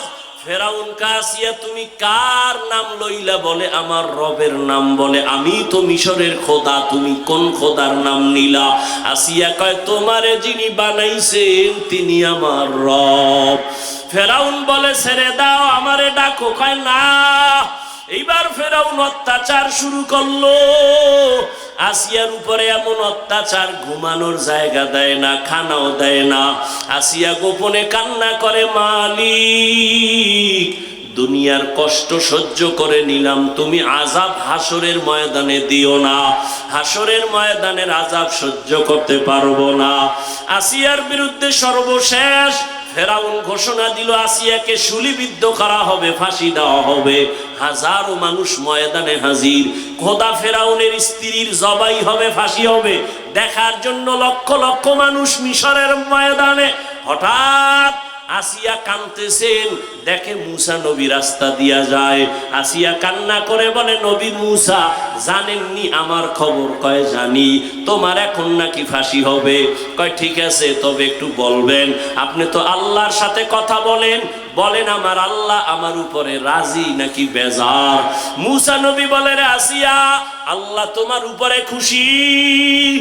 এই কথা শুই না আসিয়ার কান্না বন্ধ হয়ে গেল, মুস্কি মুস্কি হাসে। এবার আসিয়া শুলির মঞ্চে যাইতেছে। ফেরাউন ডাক দিয়ে কয়, আসিয়া এতক্ষণ দেখলাম তুমি কান্না করো, এখন তুমি কেন হাসো? আসিয়া ডাক দিয়া কয়, ফেরাউন তুমি বুঝবা না, তোমার সে চোখ নাই, দেখবা না। আমি আল্লাহর কাছে একটা দোয়া করেছি, ক্বালাত রাব্বিবনি লি ইনদাকা বাইতান ফিল জান্নাহ। আমি আল্লাহকে বলছি, ও আল্লাহ দুনিয়াতে এত বড় ক্ষমতাওয়ালার ঘরে আমার ঘুমানোর জায়গা হলো না, খানা দিল না। ও আল্লাহ আমি তোমার কাছে বিদায় বেলা একটা দাবি জানাই, জান্নাতের ভেতরে তোমার পাশে একটা ঘর বানাইয়া দিও রে মালিক। আমি আসিয়া তাকায়া দেখতেছি ওই জান্নাতের ছবি আমার নজরে ভাসে, এবং আমি দেখতেছি রে ফেরাউন, আজকে তুমি আমাকে শুলিতে সরাইয়া মারবা, লক্ষ লক্ষ ফেরেশতা আসমানে অপেক্ষায় আছে আমাকে জান্নাতে নেওয়ার জন্য। এই জন্য আমি হাসতেছি।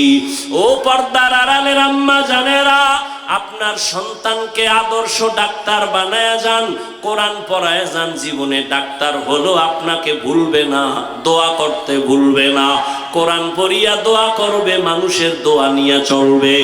ও পর্দার আড়ালের আম্মা জানেরা, আপনার মতো কত মা কত বোন এই এলাকায় খুঁজলে পাবেন, পর্দা করে, স্বামীর খেদমত করে, মোবাইলে সময় নষ্ট করে না, নামাজ ছাড়ে না। আম্মা জানেরা আপনারা কেন পারবেন না? এখনো সময় আছে, তওবা করে নেন। রহমতের নবী বলেন, ও আয়েশা উম্মতেরা বেকার হইয়া যখন আমার কাছে যাবে, আম্মা জান আয়েশা বলতেছেন, নবী আপনি তখন কোথায় থাকবেন? মূসা নবী কান্না করবে, ঈসা নবী কান্না করবেন, ইব্রাহিম কান্না করবেন, তখন আপনি কোথায় থাকবেন? নবী বলেন, ও আয়েশা আমি মাকামে মাহমুদে আমার রবের কুদরতের সামনে সিজদায় পড়ে কান্না করব। তবে সব নবীরা নিজেদের জন্য কাঁদবেন, আমি একবারও বলবো না ও আল্লাহ আমারে বাঁচাও। আমি নবী কান্না করে বারবার বলবো, আল্লাহ আমার উম্মতের বাঁচাও, আমার উম্মতের বাঁচাও, আমার উম্মত যেন জাহান্নামের আগুনে না যায়। আমার আল্লাহ তখন বলবে, নবী কাঁদবেন না, মাথা উঠাইয়া আপনার উম্মত ধৈরা ধৈরা নিয়ে যান জান্নাতের পথে। ও আয়েশা, তখন আমি উম্মতের ধরে ধরে নিব জান্নাতের পথের দিকে। আম্মা জান আয়েশা বলেন, নবী, কোটি কোটি কোটি মানুষের ভেতরে মুসা নবীর উম্মত, ঈসা নবীর উম্মত, আপনার উম্মতের চিনবেন কেমনে? নবী বলেন, ও আয়েশা, আমার আশিক উম্মতেরা যারা ওযু বানাইয়া 5 বেলার নামাজ আদায় করবে, কিয়ামতের ময়দানে তাদের ওযুর জায়গাগুলো নূরের আলোতে ঝলমল করতে থাকবে। আমি নবী দেখে দেখে হাউজে কাউসারের সামনে লাইনে দাঁড় করাইয়া আমি নবী নিজের হাতে কাউসারের পানি দেব পেয়ালা ভরে ভরে। আমার উম্মত পান করিয়া জান্নাতের গেইটে গিয়া বসবে। হঠাৎ লাইনে এখনো উম্মত বাকি, একটা পর্দা পড়ে যাবে মাঝখানে। আমি জিজ্ঞাসা করব, এই ফেরেশতা, আমার লাইনে উম্মত আসেনি? বলে আছে। পর্দা ফালাইলা কেন? নবীজিকে তখন ফেরেশতারা বলবেন, ইয়া রাসূলুল্লাহ, এই উম্মতগুলো আপনার বেজাল উম্মত। আপনি দুনিয়া থেকে বিদায়ের পরে এরা সুন্নত জবাই করছে, নিজেও নামাজ পড়ে নাই, অন্য নামাজ পড়তো তাও পছন্দ করে নাই, নিজেও দাড়ি রাখে নাই, অন্য দাড়ি রাখলে তাও পছন্দ করে নাই, নিজেও হালাল খায় নাই, অন্য হালাল খাইলে তাও পছন্দ করে নাই, নিজেও পর্দা করে নাই, অন্য পর্দা করতো তাও পছন্দ করে নাই। সহি হাদিস নবী বলেন। তখন আমি একটু রাগ কইরা বলবো, সহকান সহকা লিমান গায়্যারা মিন বাদি। নবী বলবে, দূর হইয়া যা, আমি তোমাদের উম্মত বলে স্বীকার করে নিব না। ওরে বেনামাজি আর গুনাহগারকে আমার আল্লাহ কুদরতি ভাবে আওয়াজ দিয়া বলবেন, ও জাহান্নামের ফেরেশতারা, এই বেনামাজি গুনাহগার গুলোরে জাহান্নামের শিকল লাগাইয়া ধরো। আর যখন আল্লাহর অর্ডার হয়ে যাবে, ফেরেশতারা ধরবে। ওয়াসিকাল্লাযিনা কাফারু ইলা জাহান্নামা যুমারা হাত্তা ইযা জাউহা ফুতিহাত আবওয়াবুহা ওয়া ক্বাল।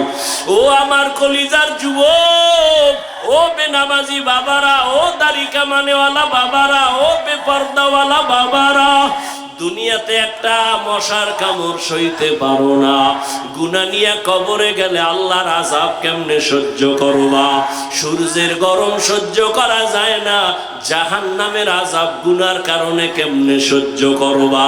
আমি বয়ানের শুরুতেই বলেছিলাম, আরে আল্লাহ যারে হেদায়াত দিবে না, নবীরে দেখাও কালেমা পড়বে না, আর যার কপাল খুলিয়া যাবে নবীকে জবাই করতে গিয়াও কালেমা পড়বে। জানি নাই ময়দানে কার কি হালাত। ও আমার কলিজার যুবক, আল্লাহর ভয় অন্তরে জমা করিয়া এখনো কি পারবা না তওবা করতে?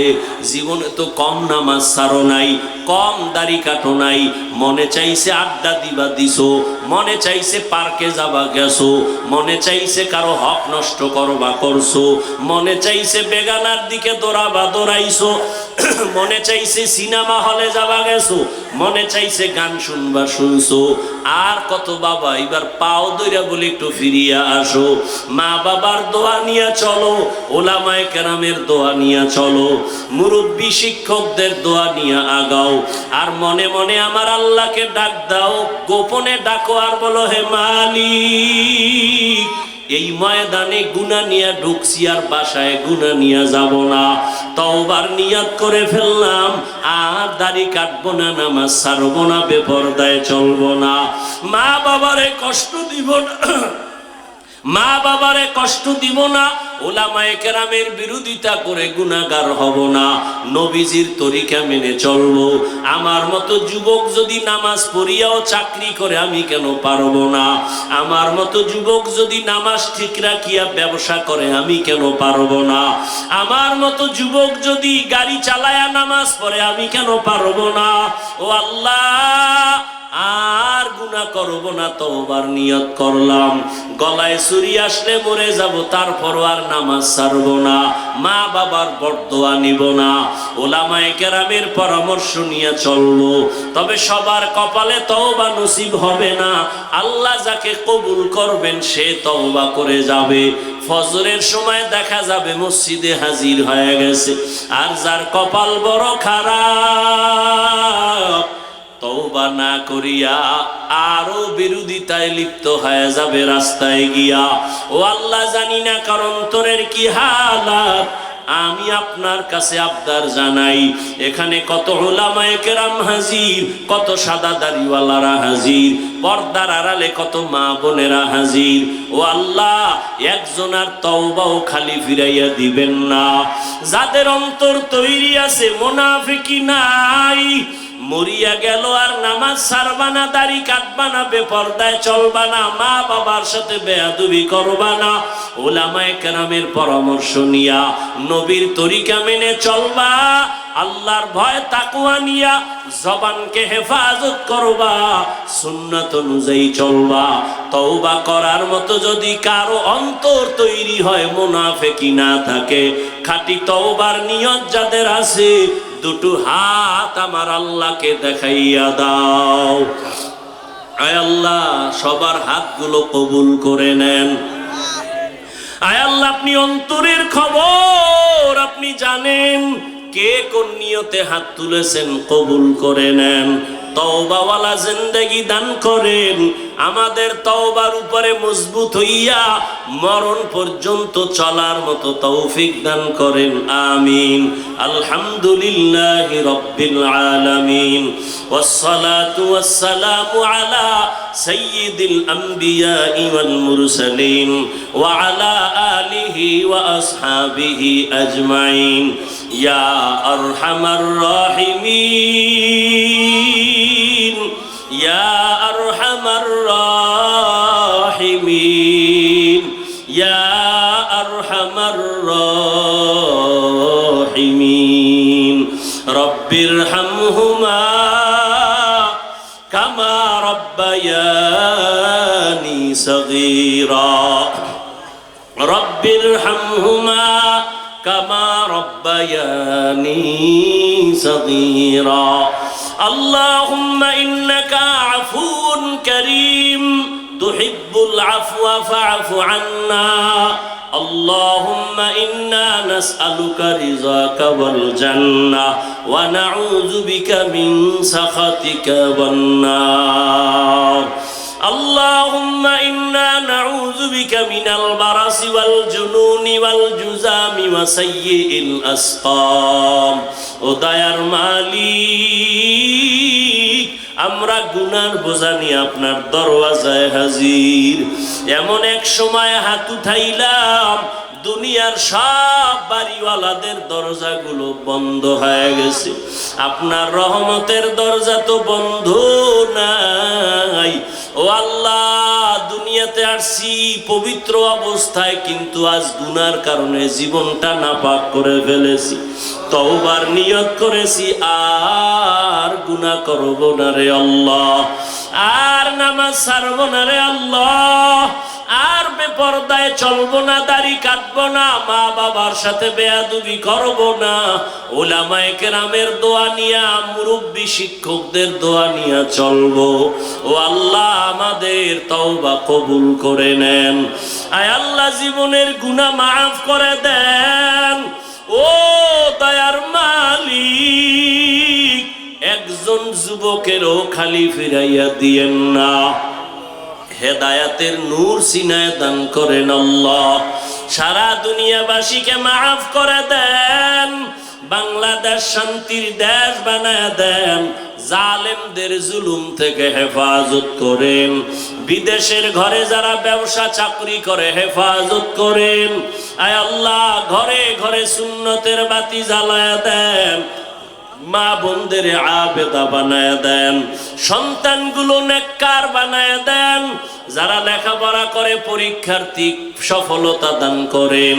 আমার কলিজার প্রত্যেকটা যুবকের দিনের খাদেম বানায় দেন, নামাজি কোরআন পড়নেওয়ালা বানায় দেন, আপনার খাস ওলিদের বন্ধু বানায় দেন। আয় আল্লাহ, মোবাইলের গুনাহের থেকে হেফাজত করেন আল্লাহ, মোবাইলের গুনাহের থেকে হেফাজত করেন, মোবাইলের গুনাহের থেকে হেফাজত করেন আল্লাহ। ও দয়ার মালিক, এলাকার ঘরে ঘরে শান্তি দান করেন, সুন্নাতওয়ালা জিন্দেগি দান করেন, নবীজির রওজা বাইতুল্লাহ জিয়ারতের জন্য কবুল করে নেন। ও আল্লাহ, যারা ব্যবসা করে, চাকরি করে, কামাই রুজিতে বরকত দান করেন। আয় আল্লাহ, অভাব দূর করে দেন, ঋণ আদায়ের ব্যবস্থা করে দেন। দয়াময় রব্বুল আলামিন, মেহেরবানি করে আমাদের সবার দিলের ন্যাক আশা পূরণ করে দেন। আয় আল্লাহ, মোনাজাতের পরে অনেকে বাসায় চলে যাবে, গিয়া দেখবে মা এখনো ঘুমায় নাই, বাবা অপেক্ষায় আছে। মাকে যখন মা বলে ডাকবে, এই ময়দানে আবার আছে আপনার গোলামরা অনেকে ইয়তীম, জীবনে আর মা বাবা বলে ডাক দিতে পারবে না। যখন অন্যেরা আম্মু বলে ডাক দেয়, আব্বু বলে ডাক দেয়, ওই এতিমের কলিজাটা ছিঁড়িয়া যায়, আর কোনদিন আম্মু বলে ডাক দিতে পারবে না। ও আল্লাহ, এতিমদের দিকে তাকাইয়াও কি মায়া হবে না?